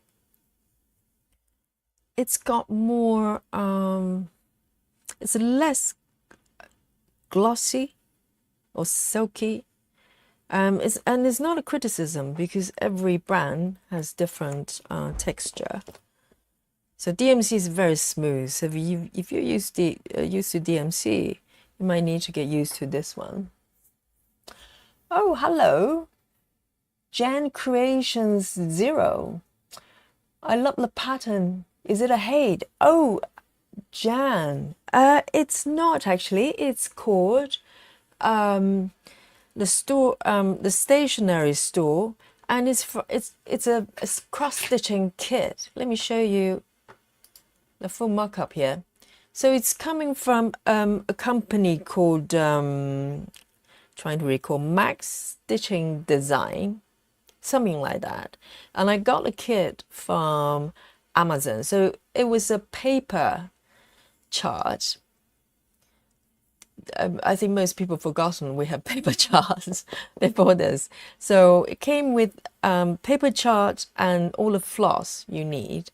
And let me just switch back.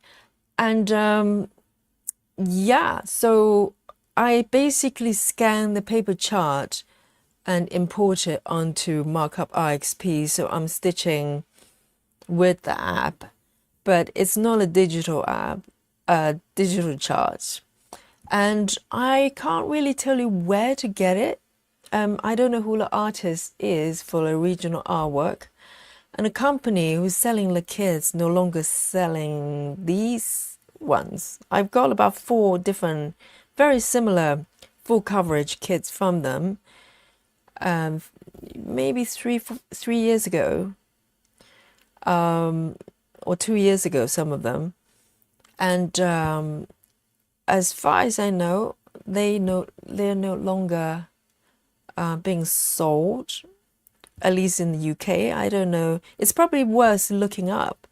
If you look up a company called Max Stitching Design, I think, and look for the stationery store. You might be able to find it, and maybe they're still being sold somewhere, but not on Amazon as far as I know, because I wish they're still available, because these are so good. They're really well charted, and it comes with everything you need, to do that. Karina, hello. I've been lurking for a while. You and a few others, no names, okay? Karina, welcome. Thanks for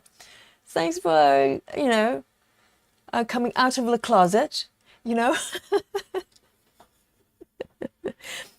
always say, you have no obligation to engage with me, but I love it when you do.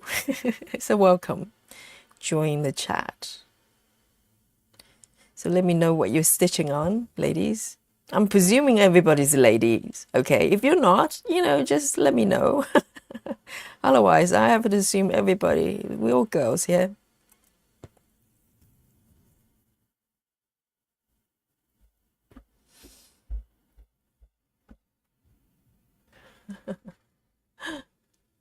I love lurkers.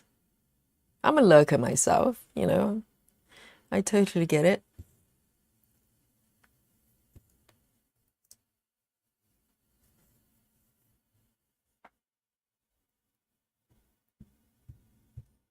Yes, so Jan, to answer your question, this is a cross-stitching kit. It's not Haid, unfortunately. What I love about Haid is that, you can get it wherever you are. They probably sell them worldwide unless there's some copyright restriction. I'm not aware of that. But wherever you are, you could be, I don't know, India. You can probably get hold of a copy and stitch with everybody. But when it comes to cross-stitching kits, it's a little bit tricky.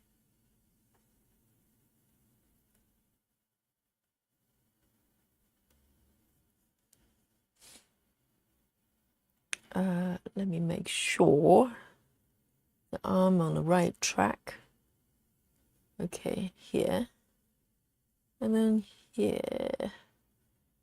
Just need to remember to mark it as I stitch, otherwise I get very lost.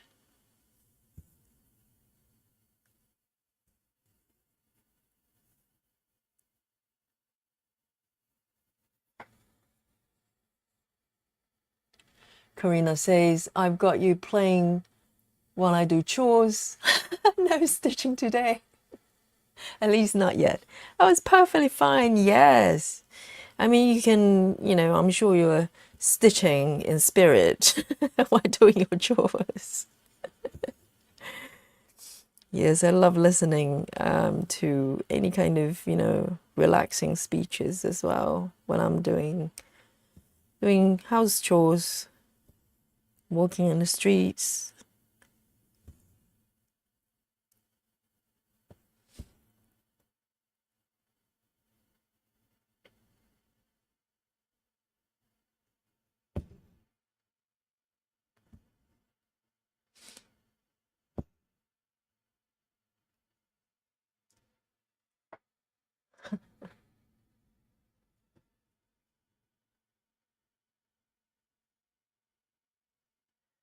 Two more underneath here.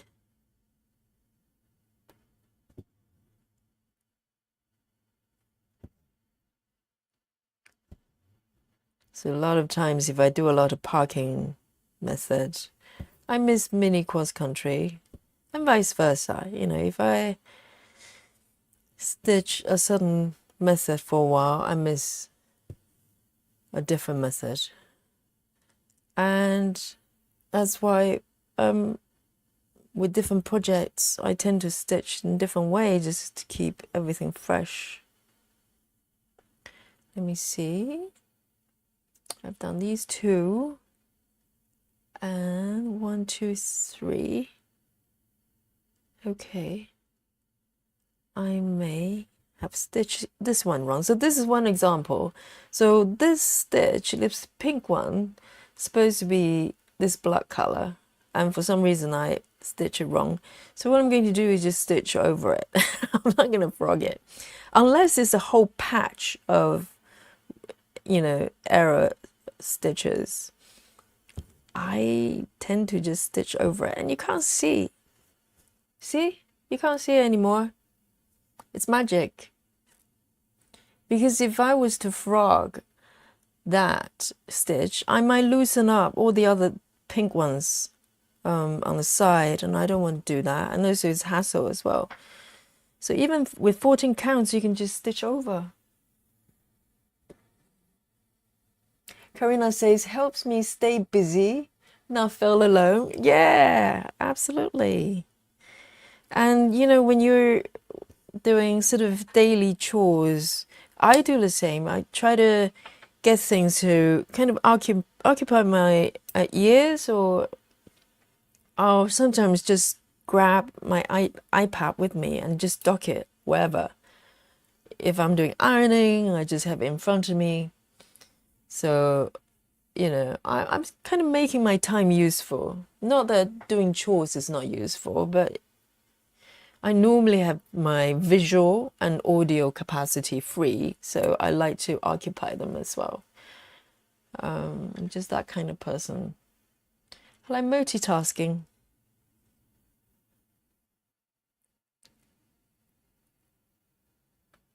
I'm going to move up. There are a few more dark stitches there.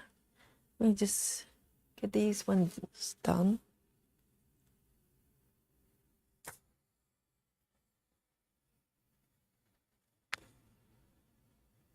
I don't know whether you're aware of there's a English eccentric, so to speak. I don't know how to describe this person's occupation. Maybe he was this playwright. There's this gentleman called Quentin Crisp, and he's an English guy, but he went to, I think he was an actor. Maybe he was an actor. I can't be sure. Quentin Crisp, and there's a movie about him as well. So he was born an Englishman, and then he moved to New York when he was quite young, and he came out as a homosexual. And at that time, being homosexual was a crime. Maybe in England, I don't know about America. Maybe that's why he went to America, because it was more open then. But it used to be a crime. You used to be able to lock someone up, you know, like Oscar Wilde and maybe a few other people historically have been in prison just for being gay. And that law wasn't abolished till very recent years, actually. Maybe we're talking 60s. It's quite outrageous if you think about it. And also how far we have progressed, you know. And so Quentin Crisp, he had a famous saying. He's kind of known as this, you know, quintessential English eccentrics. He says something about his apartments in New York. So he had an apartment there, and everybody went there, just was astounded at how dirty it was. Everything was covered with thick layer of dust, and nothing was ever cleaned. And he had a famous saying, I'm just paraphrasing, so something along the line is, why do you want to do something that you have to do every day, like constantly, and you have to go back and do it over and over again? He cannot see the point. And I get it. I get his point. Household chores is one of those things that you have to do it, but you have to go back and do it over and over again. So for people who don't like cleaning, at least you have some company there. Oh, Jacqueline, hi from Canada. Just discover your channel. Yay, you're my kind of stitcher. No frogging. Yes, frogging is for the for chickens, right? I would only frog if I actually just made a huge mistake and it's a huge patch of dark color and they're supposed to be light colors, then perhaps I should go in and do something. Otherwise, just cover it up, right? No one knows. And a lot of times, if I just stitch over things and I go back, even just a few minutes later, I can't find it. It's like the last stitch I just did. If you ask me to point it out to you, I can't. So why do something? Why do something that's inconsequential, you know? And I'm sure Quentin Quisp would agree with us. So that's the kind of sentiment I can relate to when it comes to cleaning.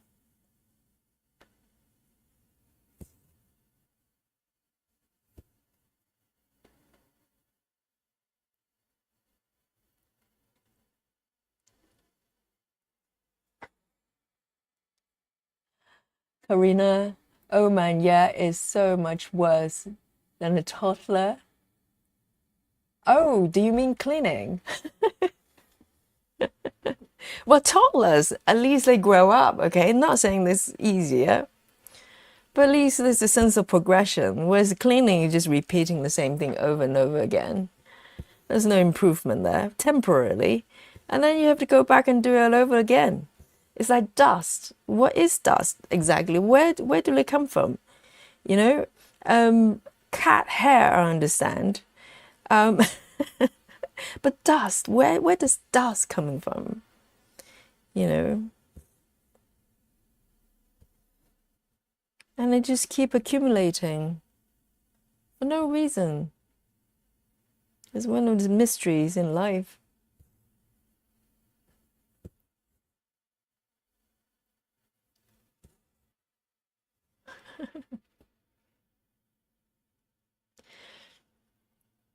But things like that, things like cleaning and chores and repetition of certain things we have to do over and over again, these things occupy a lot of time of our lives. So maybe, I don't know, there's something to think about. I don't know.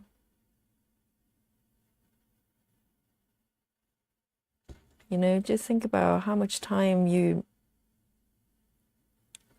could say the same about commuting. You know, it's kind of in between state. You're actually trying to do something, but in order to do that, you have to travel to another location. But at least you're moving forward and then back and then forward again. That's why people find it so depressing having to commute, because it feels like you're wasting your time doing something that you wish you didn't have to do. And if you ever come to London, you know, I say try to get on the London Tube, which is our subway system. Try to get on the tube maybe around 7, between 7 to 8:30. If you're curious about, you know, how unhappy people can look, you'll find them there at rush hour. Literally, these people is like, man, I wish I wasn't here. And I was one of them for a long time, you know, when I used to work kind of 9 to 5 jobs. I had to commute every day. And I'm claustrophobic as well, so packed train isn't for me, you know. Jacqueline says I don't dust because it might be someone I know.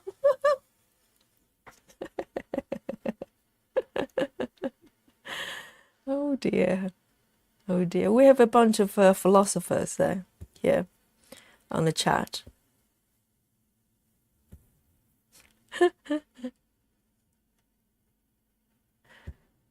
Yeah, but these things, and I was talking about the people on the tube. Yeah, if you want to see, if you want to know what unhappy face looks like, you can find plenty of them on the London Tube every morning, weekdays.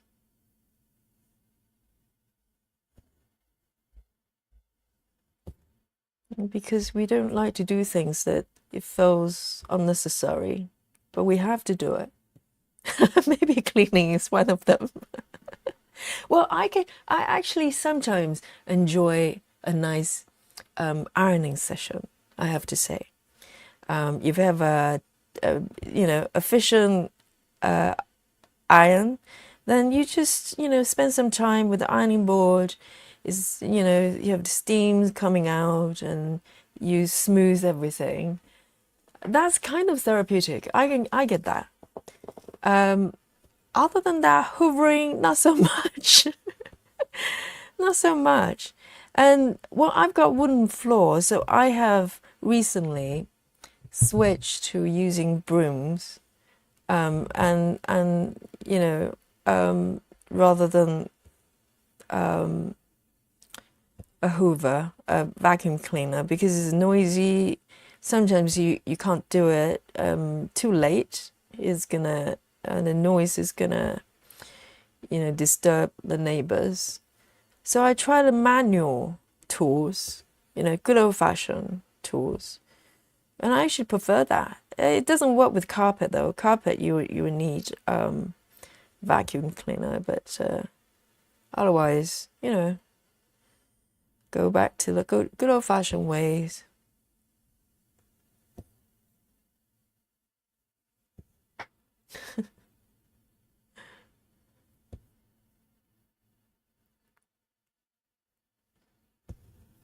I'm not a big fan of dusting as well. Or I try to clean before it starts to get dusty. Maybe that's the key. Maybe that's the trick.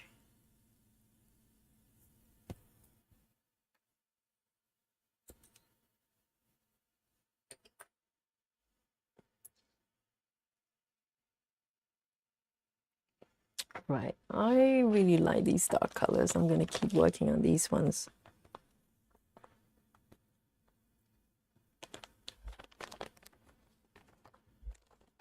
$3.10. Maybe time to tidy up my organizer. Things to get a little bit crazy here.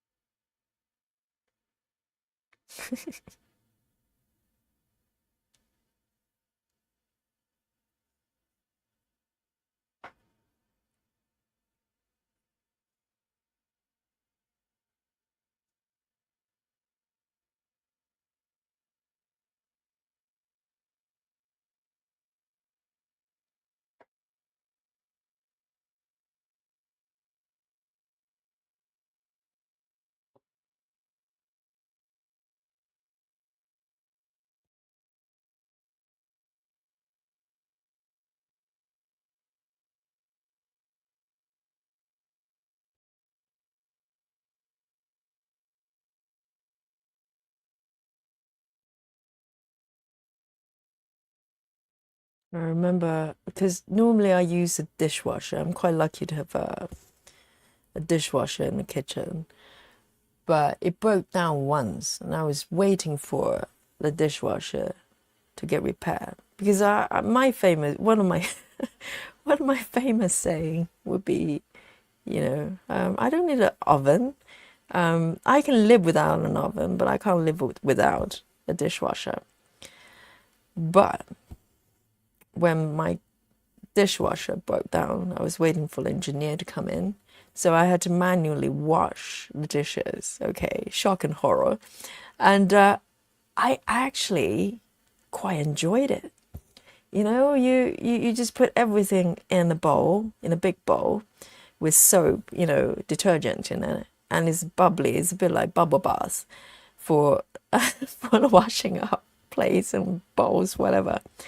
And then you wash them, and then you rinse them and dry each item, and then dry them with a tea towel.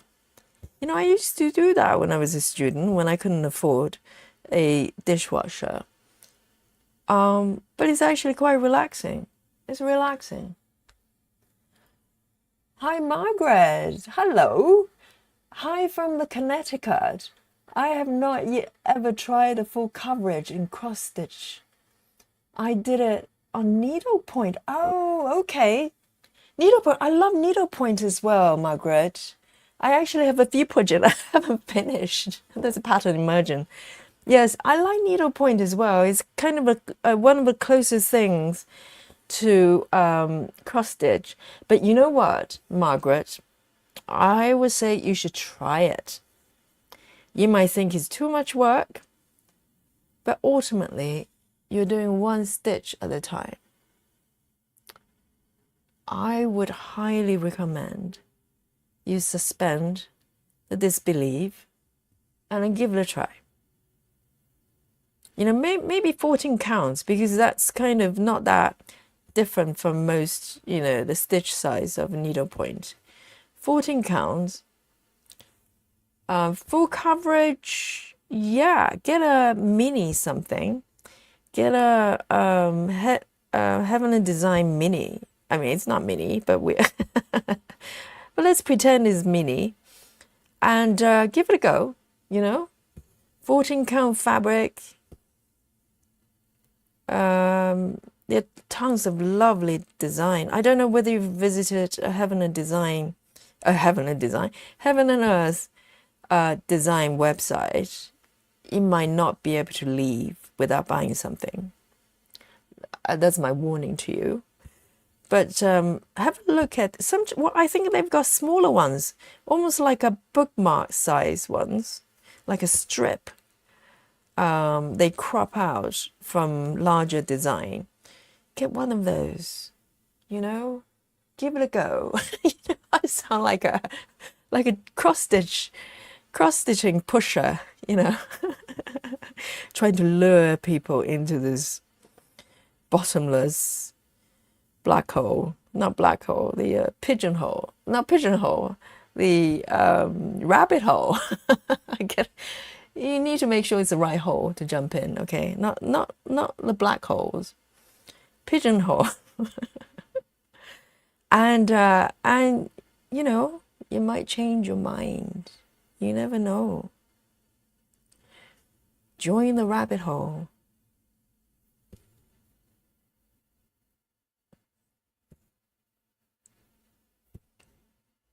And with the full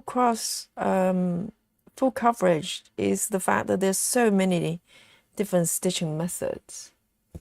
And you can literally, you know,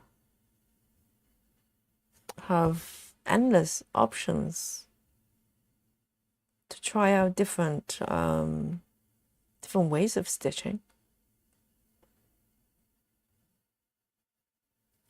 So that's my invitation to you, Margaret. Come with us. Come join the club. This is my hypnotist voice. Come.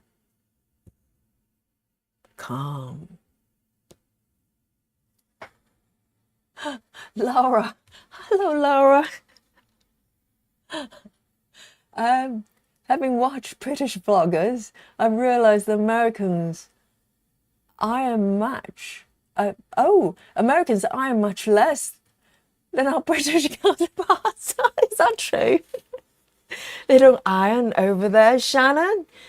What is your comeback? And Karina, do you guys do not iron? That's funny. I do enjoy a little bit of ironing from time to time. And what I love is ironing sheets. I do iron my sheets. So I like smooth bed sheets and pillowcase and all that stuff. So Margaret says, I do cross stitch on different counts of fabric. I have completed several pieces. My challenge is samplers. Okay. So you haven't jumped over the fence and to try out the full coverage. Oh, Karina says I do quoting a lot. It's coming. Yes, I love all sorts of quoting sometimes. Well, I do find quoting is a little bit more technical for me because you do have to cut the fabric in the sort of pieces and stitch together. Is that what you're saying? Or is this something else? There's quoting and there is another thing. What is it called? Stitch different fabric shapes together. Is that quoting? Might be quoting. I try to learn that. Oh, is it patchwork? Patchwork, that's it. Are they the same thing or some overlap? I'm not an expert of quoting or patchwork. But I try them both and they're a bit more technical for me than my liking. Maybe my hand sewing skills is just not up to the standard.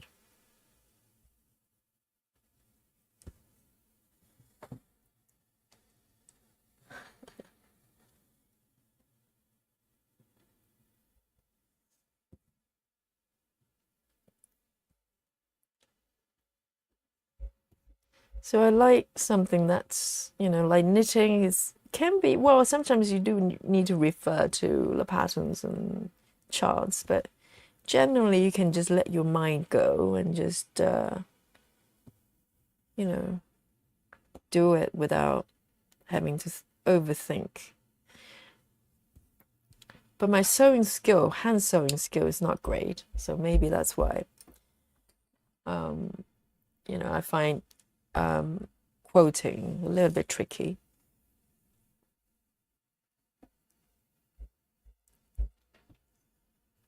Oh, that's a nice area I've stitched.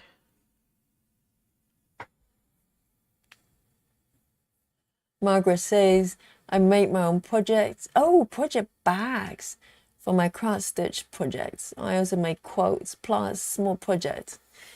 That is just perfect because when you have multiple hobbies or crafts that you do that actually help each other, right? So you use quilting and sewing to make bags for your cross stitching.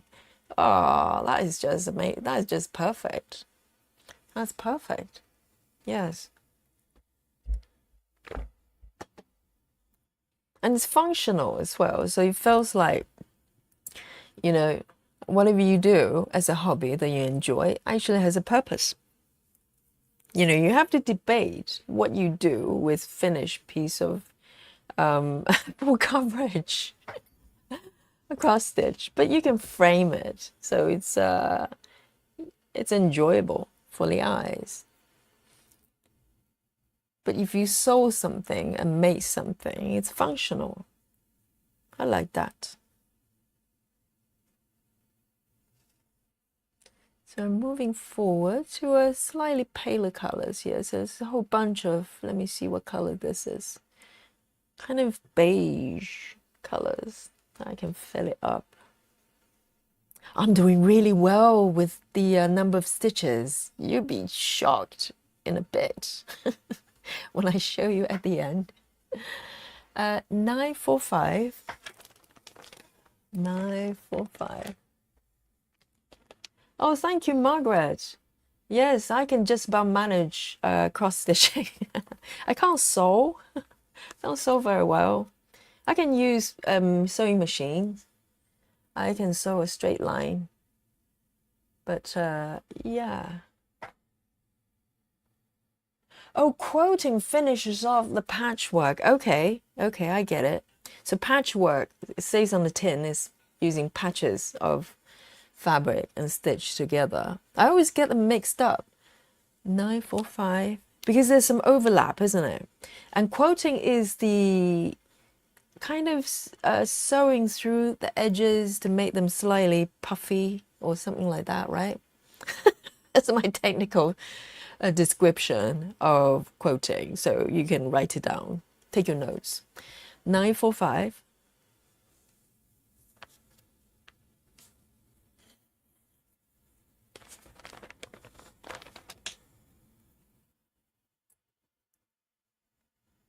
Yeah, and lovely thing about cross stitching is that everybody can do it, right? I mean, some people might get really technical about, well, you need to cross this side first and the other side and making all the threads nice and smooth. But ultimately, it's kind of like a no-brainer in a really good way because sewing, not everybody can do it, properly. But cross stitching, you just need to know a few basic, things about it, and everybody can do it. It's really, really nice. Really, really nice. So I am going to start here.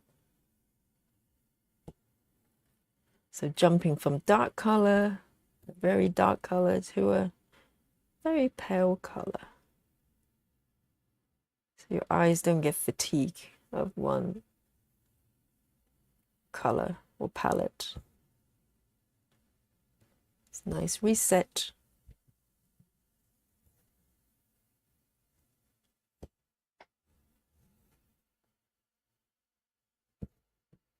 And that's kind of one of the nice things about knitting as well, because most of the time you're making something, even a scarf, you're making a scarf, something you can use later on if you do choose.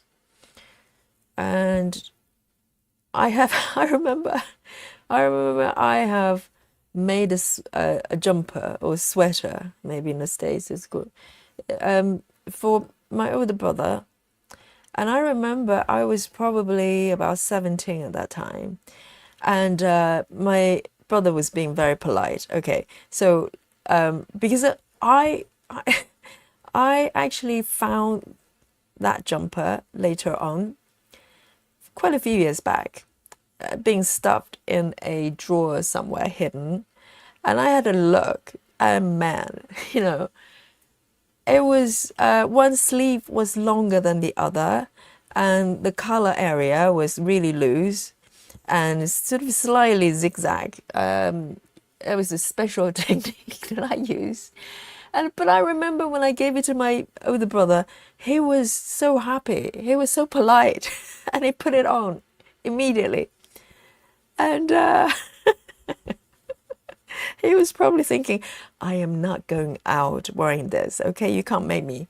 But yeah, but that was, I worked so hard on that jumper. And so I still vividly remember it. And I'm grateful that my older brother didn't just. I'm glad he wasn't honest. Let's put it that way. So dishonesty sometimes has its place, please exercise dishonesty whenever appropriate. So I think I would have been heartbroken if it kind of told me the truth.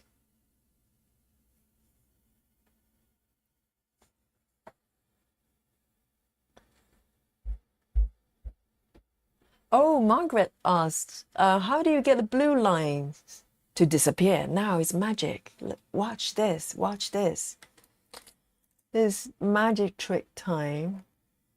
Okay. So let me find my my magic tool here.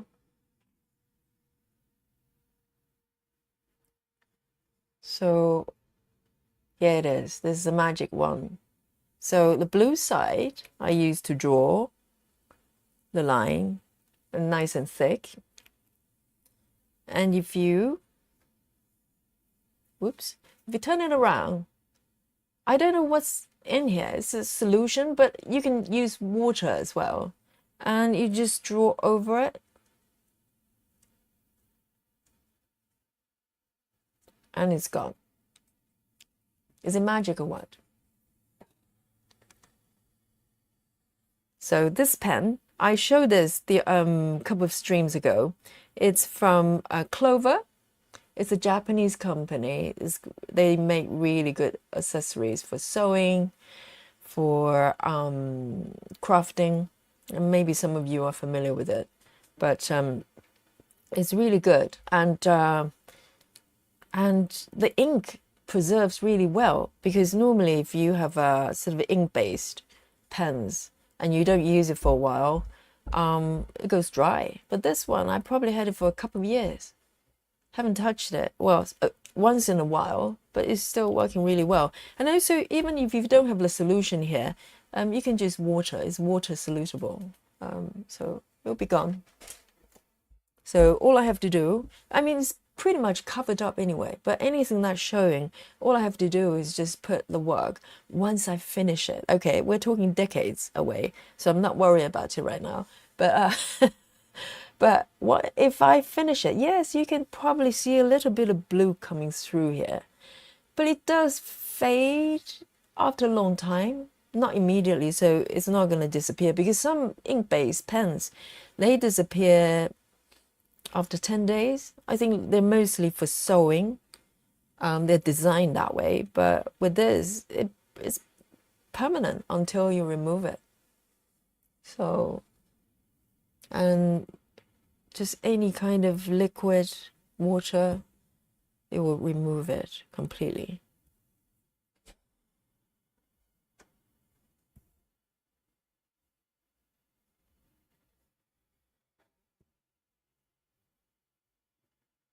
And that one over there.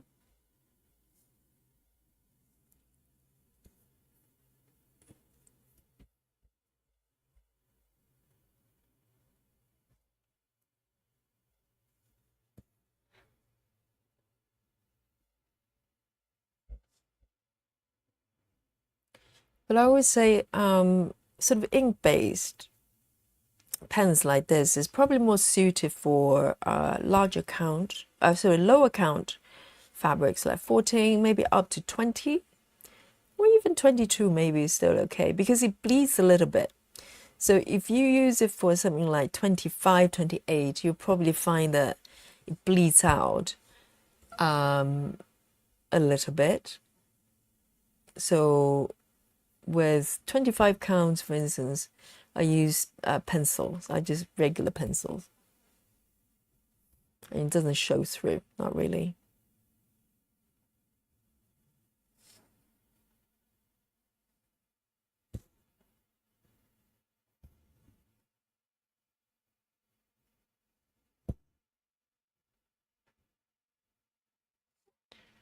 One over here. I'm going to take it over here. It's a little bit far away than my liking, but I think he'll be fine.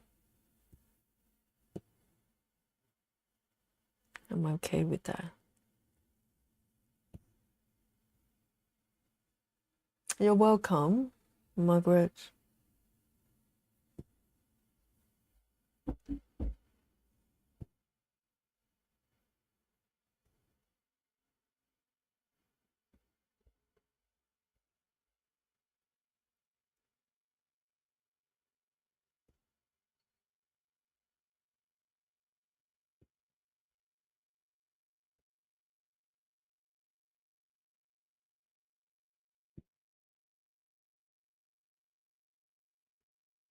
Over there.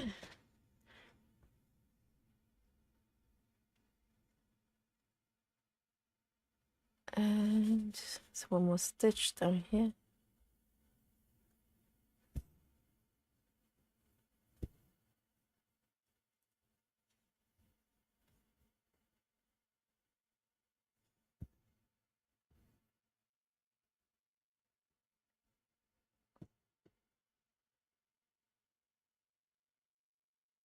And one more here.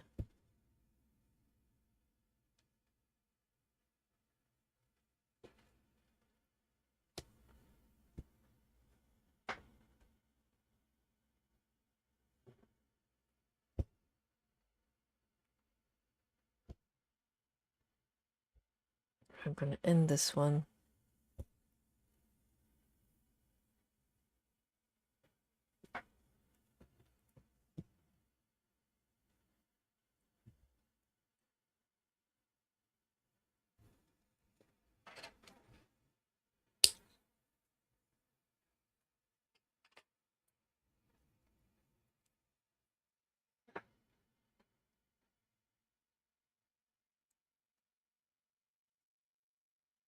Cool.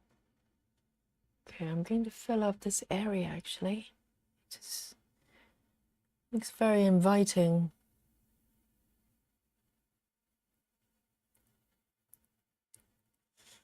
And 5A, 5-3.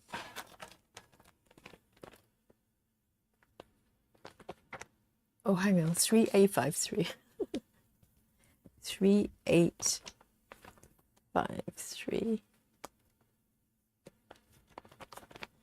Really got one threaded.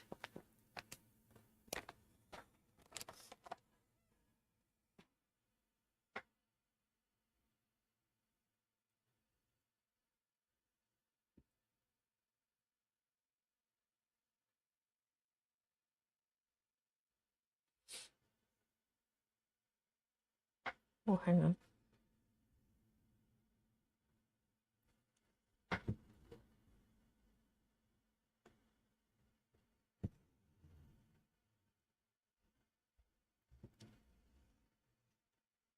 Move it over to the left here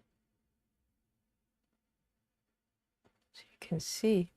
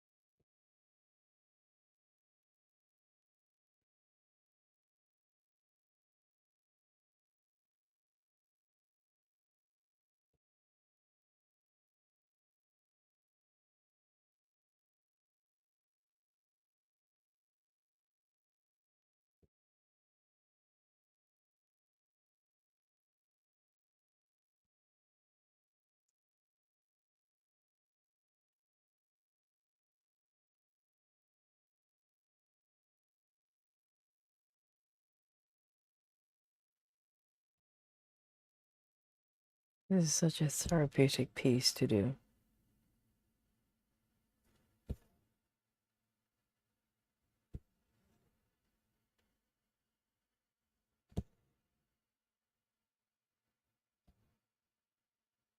Oops.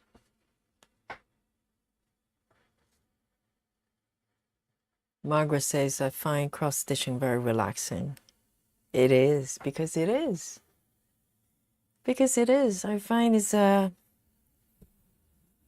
embroidery version of meditation, isn't it? There's a certain repetitive element to it, but it's also enjoyable. It's got the sound of the fabric, and there's something about managing the thread, you know, because the stitching doesn't start on the fabric. It starts with your organizers, how you organize your threads. There's a certain order to it. And it's relaxing.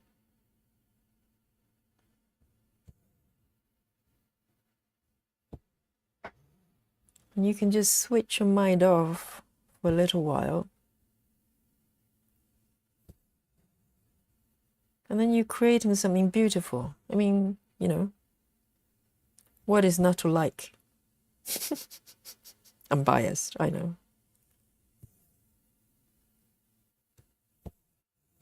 You know, people who don't stitch, if they come across this channel, they'll go, what on earth are these people doing? There's a big close-up of someone stitching, and there are people watching.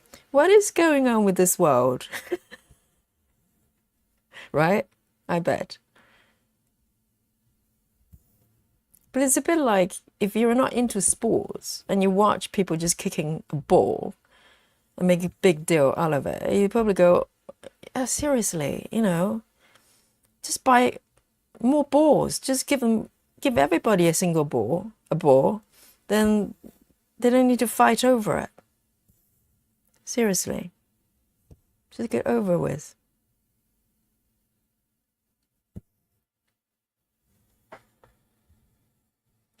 Karina says it helps me slow down and enjoy the small things quite literally. Yes, absolutely. Absolutely. So even when I'm stitching, even if I don't listen to anything, my mind is kind of, I just feel at peace. Yeah, not many things in life that makes me feel like this. It just feels like everything's peaceful, all is good. It's the simplicity to it because it's not a complex process. You're really just stitching, you know, one leg at a time. And that's all there is to it.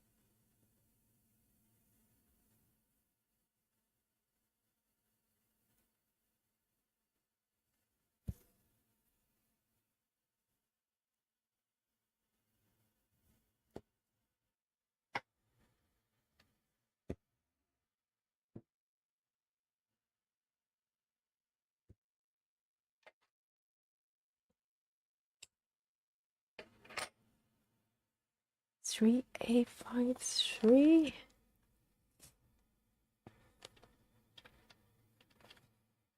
Let me just pop it back.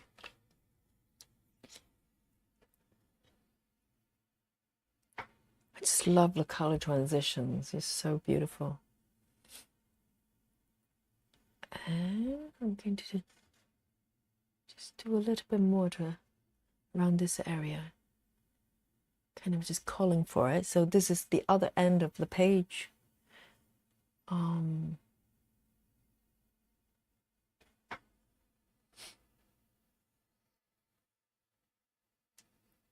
me see.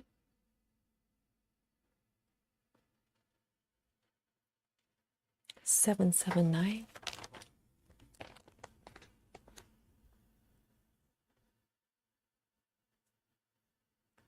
7, 9. And all these beautiful colors has got to put you in a good mood, right?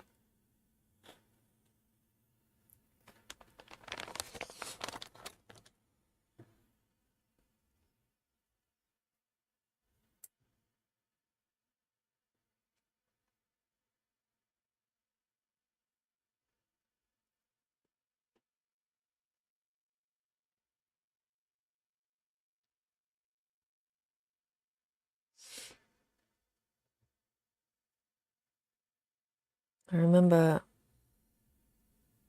there's a lovely student who comes to my classes. She always tried to sort of have a conversation with me after the classes because a lot of times people just move on, you know, get about their days. And this lady would make a point of coming to me, and she would kind of have a conversation with me. And she kind of asked me, what's your plan for holiday? And it suddenly dawned on me, oh, hang on. Holiday? No, I don't. I don't really do holiday much because what we think of as a holiday, like traveling and going places, doing stuff, a lot of times is more exhausting than work itself. I mean, when I teach yoga and do things I love doing, it doesn't feel like a job, you know. And but even when I was working in the corporate environment before, I'm just not a sort of holiday person because that implies you have to make plans to go somewhere, do something, having a kind of packed schedule. And how is that relaxing? I don't really know. So it never really makes sense. I mean, don't get me wrong, I do travel, but if I do travel, it's a project. You know, you make plans, you want to go somewhere. But let me see if there's more stitches over here. I'll come down here in a bit. 779. Patricia, hello. Have a look at Dream Stitch cross stitch shop in China. They sell Egyptian floss. What is it referring to?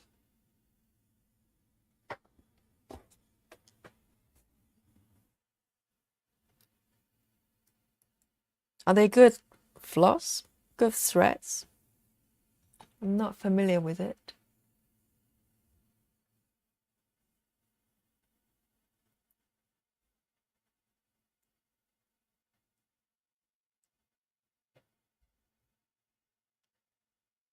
Okay.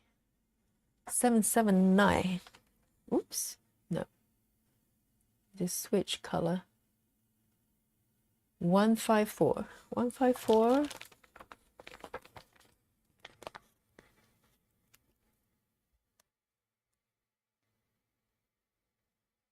All right. Floss 470 for, oh, as in full set, DMC compatible.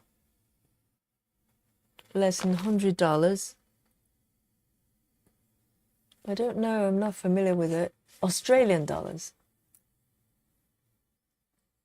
I see. So there are quite a lot of maybe different brands that are kind of not really known. Because CXC, I think a lot of people are not super familiar with. I do use CXC. I don't know where they're from though.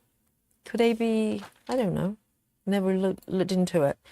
But it's a fraction of the price of DMC.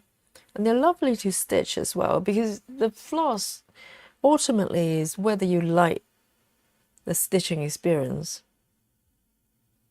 So everyone could feel differently. Yeah, thanks for sharing that, Patricia. But I always wonder about Anchor. It's a brand as well, but not many people use it. I wonder why that is. I don't know. They're supposed to be relatively good as well, but I haven't heard a lot of cross stitchers use them. I think probably because they've got their own color system that's not the same as DMC, and most people probably prefer it simple because most charts are using DMC. Oops, I've got it snagged here. I think I just answered my own question. Because I had quite a few of them, quite a lot of their floss before when I was doing just general cross stitching, so sampler, smaller pieces type of thing. And sometimes cross stitching kits will come with Anchor color threads.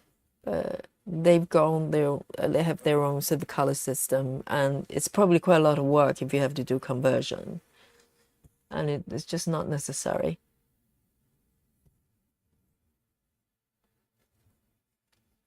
I think they're a little bit cheaper as well, perhaps.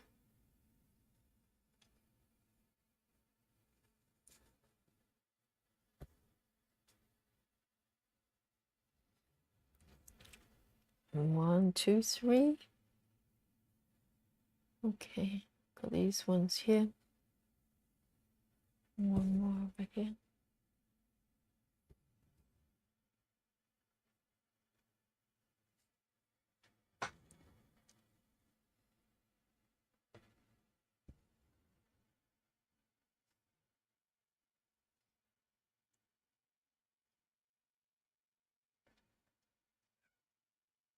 Oh, hello, that's my cat Dolly. Hello, babe.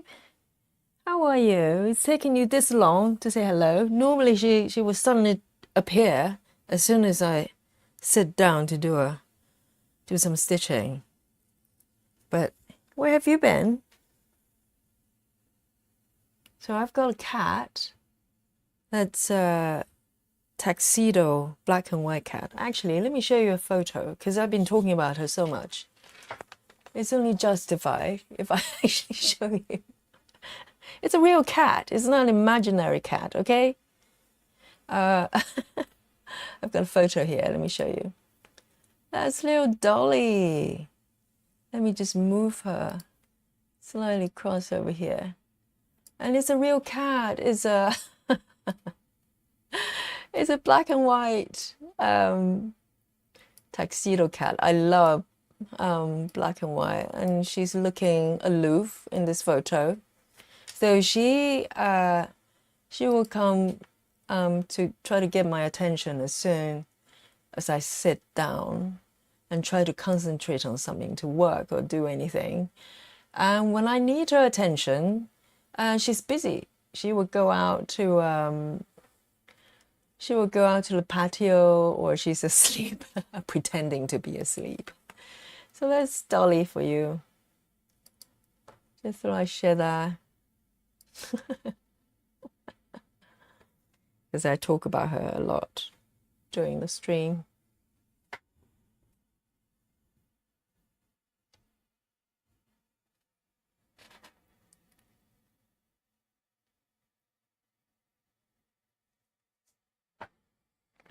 Oh, Patricia says she's got a full set of the floss.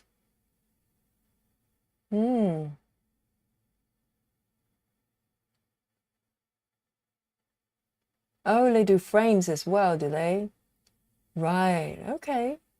Thanks for sharing that. Definitely good to know if there's a good company.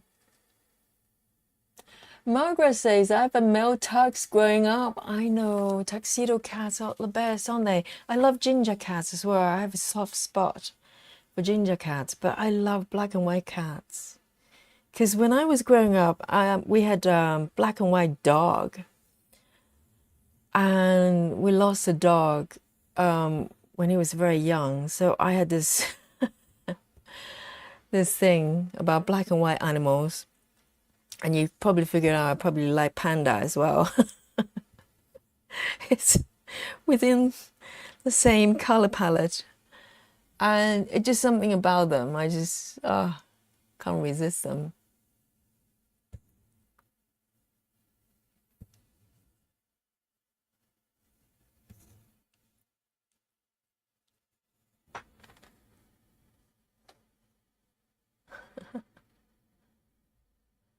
Oh, thank you, Laura. Yeah, she's adorable.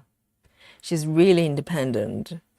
And she's not a laptop cat, I have to say. She's a very affectionate, but she's not one of those cats that just let you do whatever, to her, which I respect, I think if you love cats, you respect them as well. So you allow them to be themselves rather than try to force them to do things to please you. She's not here to please me, And I'll do anything for her. That's if you love cats, you can probably relate to that.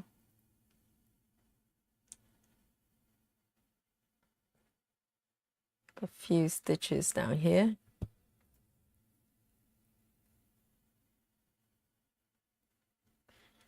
And I am going to take it down this area.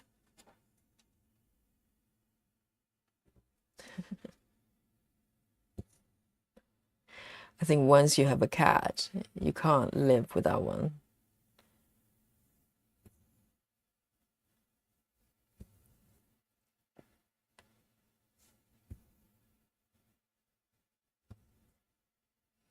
And she loves going out to the patio and do her own cat things. I don't know what she's up to most of the time. I try not to find out. I probably get scared, wandering out on the roadside and stuff like that. But you have to trust them and knowing that they're street smart enough to look after themselves.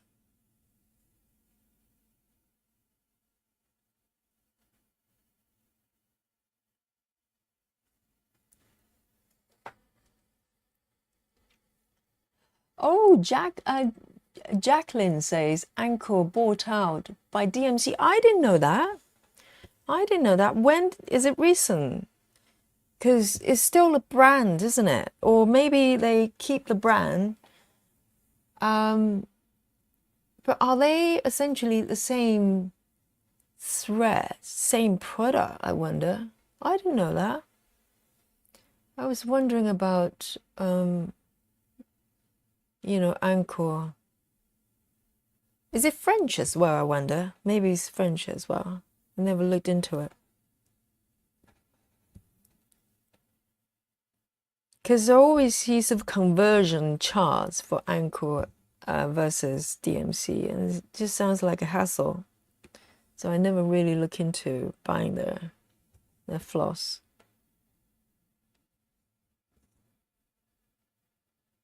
But I think they produce needlepoint material as well, because I don't know how you call them, threads or yarns for needlepoint. Because I've got a couple of kids, needlepoint kids I bought a few years back. I think they're Anchor yarn or thread.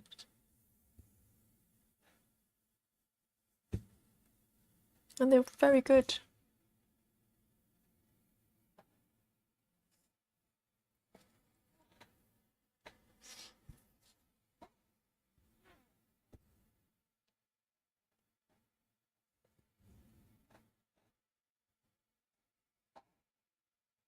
Right, one more here. I'm in a flow here.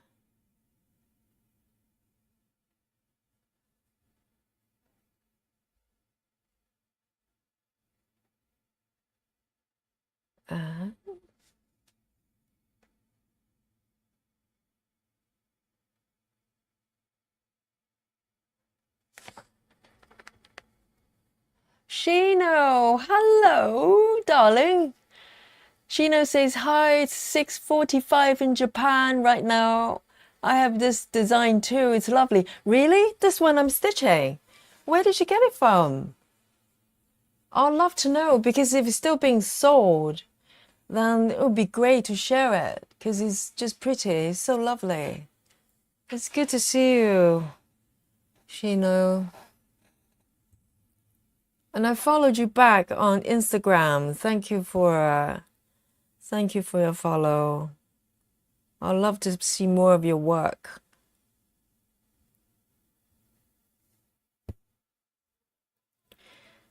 It's 6:45. So Shino is an early riser. Shino is also a floss tuber as well, if you didn't know. So look up her channel. She does live stream stitching as well.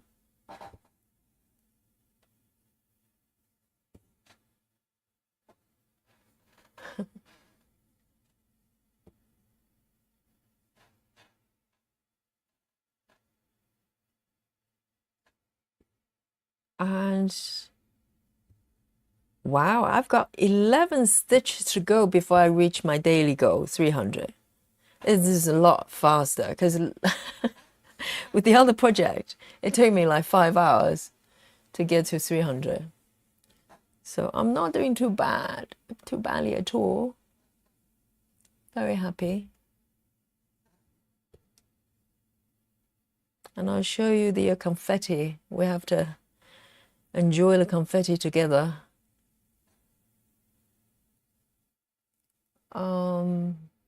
3, 1 here.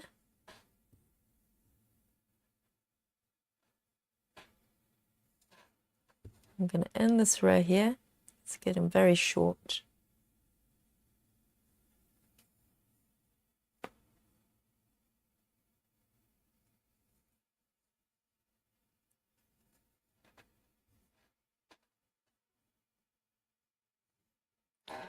One here.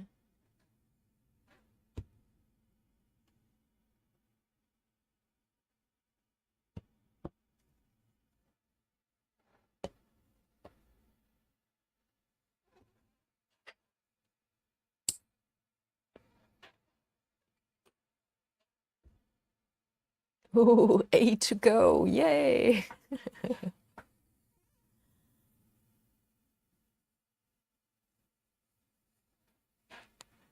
Let me see. What color should I go for? The final few stitches.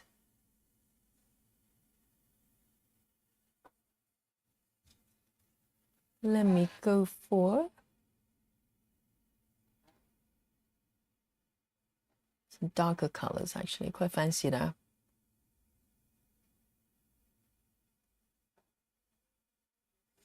A14.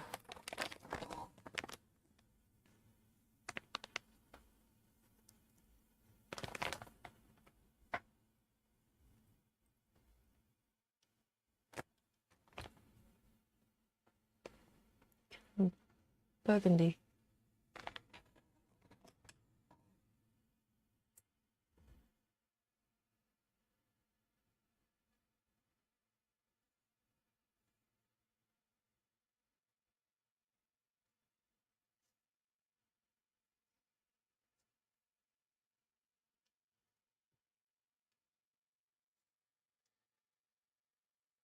My pleasure, Shino.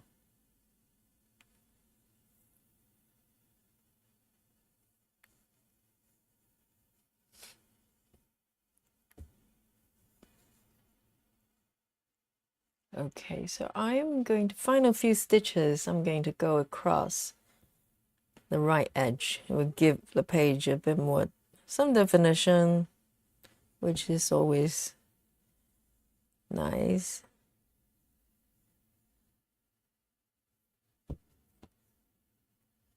I'm really enjoying this piece.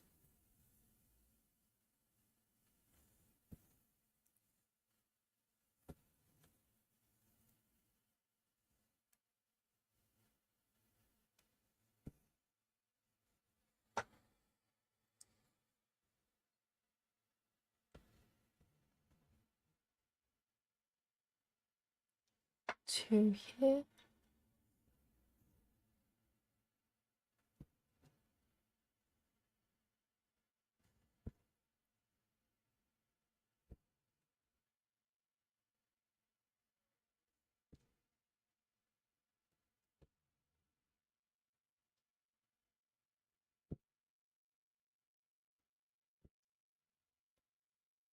Two more.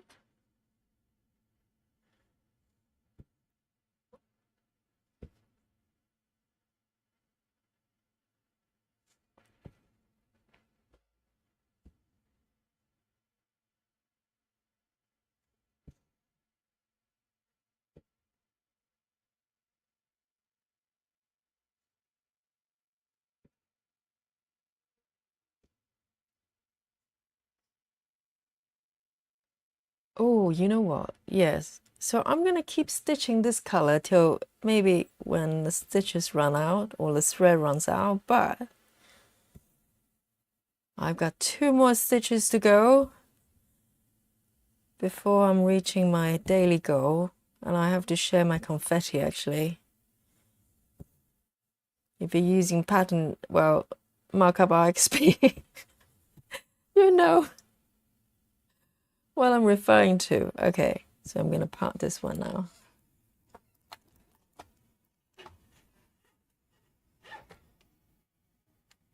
Right. Time to share my results here. So this is my pattern here. Oh, let me just bring it over here. So I've got 2 more stitches to go. I set 300 as my goal here. All right, and then so I've just stitched these 2 stitches there, which is these 2, and I'm going to show you what happens. If you've seen this before, no spoiler, no spoiler, but I'm going to just mark these 2. 1, whoops, 1 and 2. See what happens on the screen. I never get tired of this. Give me the fireworks and confetti, please. And so I reach my 300 stitches daily goal. You can set it to any number, actually. You can set it to 3. you still get confetti. But I'm going to continue just do these ones and just use up this this thread here before I finish today's session. Oh, I rarely reach the goal, actually. Oh, Jacqueline, so you're referring to the DMC takeover 2 years ago. So that's recently, relatively recent, isn't it? Because I think the last time I looked up anything about Angkor was years ago. Well, probably a few years ago. So that's a recent development. So I wonder what happened to them, because they're essentially doing very similar things. I think Angkor might do sort of, as I said, the needle point yarns. DMC is pretty much just the floss that I know of. I'm not aware they do other things other than accessories, you know, but kind of floss-wise, they're very focused on embroidery, kind of cross-stitching type. A few stitches there. I'm going to just keep stitching until I run out of this thread. I'm very pleased with today's progress.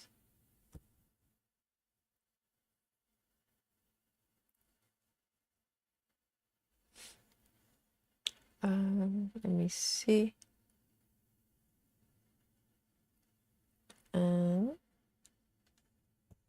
All the way here.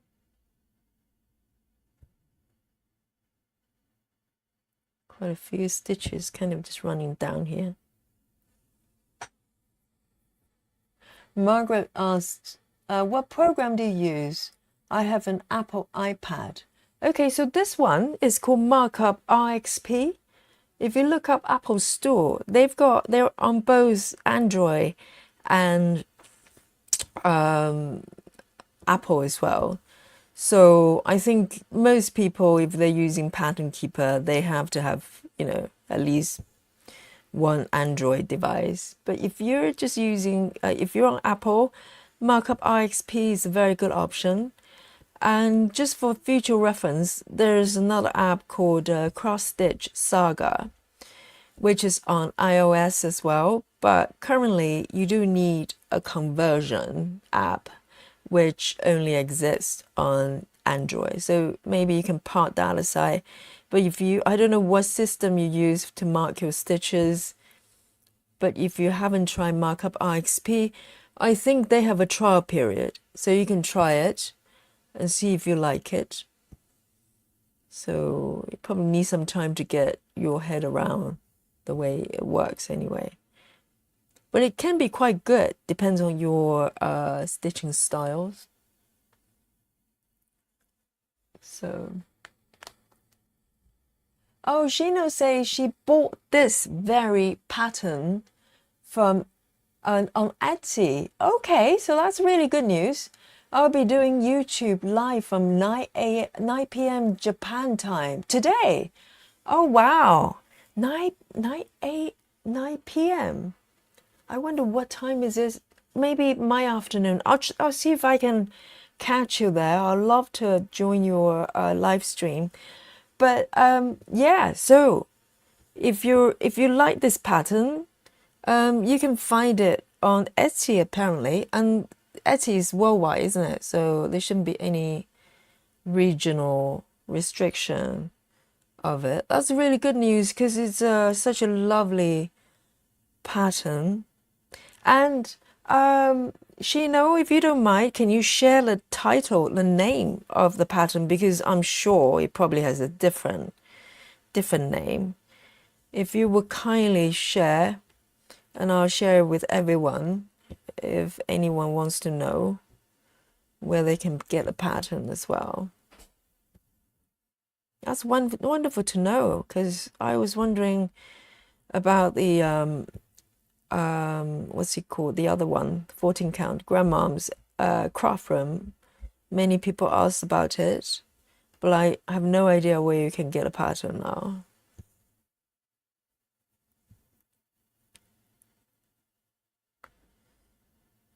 Because Etsy, sometimes they rechart some discontinued patterns. I don't know how the copyright works, but at least that's one outlet that you can find some patterns you can't find anymore. Right, I'm going to finish this thread here for my last stitch and wrap up today's session. I'm really pleased with my progress today. I managed more than 300, would you believe? And let me zoom out a little bit to show you what I've done today. So this is the second page. There's one page above that I've already finished. And today I've worked on generally this area and filled up quite a lot here. Let me just zoom in a little bit more. So I'm really happy. And I did a mini cross country. Let me bring up the markup. And the full markup. That's just gorgeous. So if you're interested, apparently you can get the pattern from Etsy, and I'll find out what is called on Etsy from Shino at some point, if not on this stream. And yeah, it's beautiful, and I'm really happy with it. I'm working on 14 counts, if you haven't realized already. So there you go. I'm going to sign out. It's about nearly 11 p.m. in London. And thank you for your company, all you guys on the chat, and also the lurkers. I appreciate it equally. You have no obligation to engage. You can just watch in the background. I lurk all the time, so you're all welcome. And I hope, hopefully I'll maybe come back tomorrow. I'm trying, I'd love to keep this streak going. I've been streaming for the last maybe 5 days, something like that. Didn't know it was possible. Who knows? Nothing is impossible. So I'll keep the momentum going. Maybe work on a different piece. And so thank you for your company today. And wherever you are, good morning, good afternoon, and definitely good night from London here. So nighty night, everyone. Bye, everyone. Catch you soon.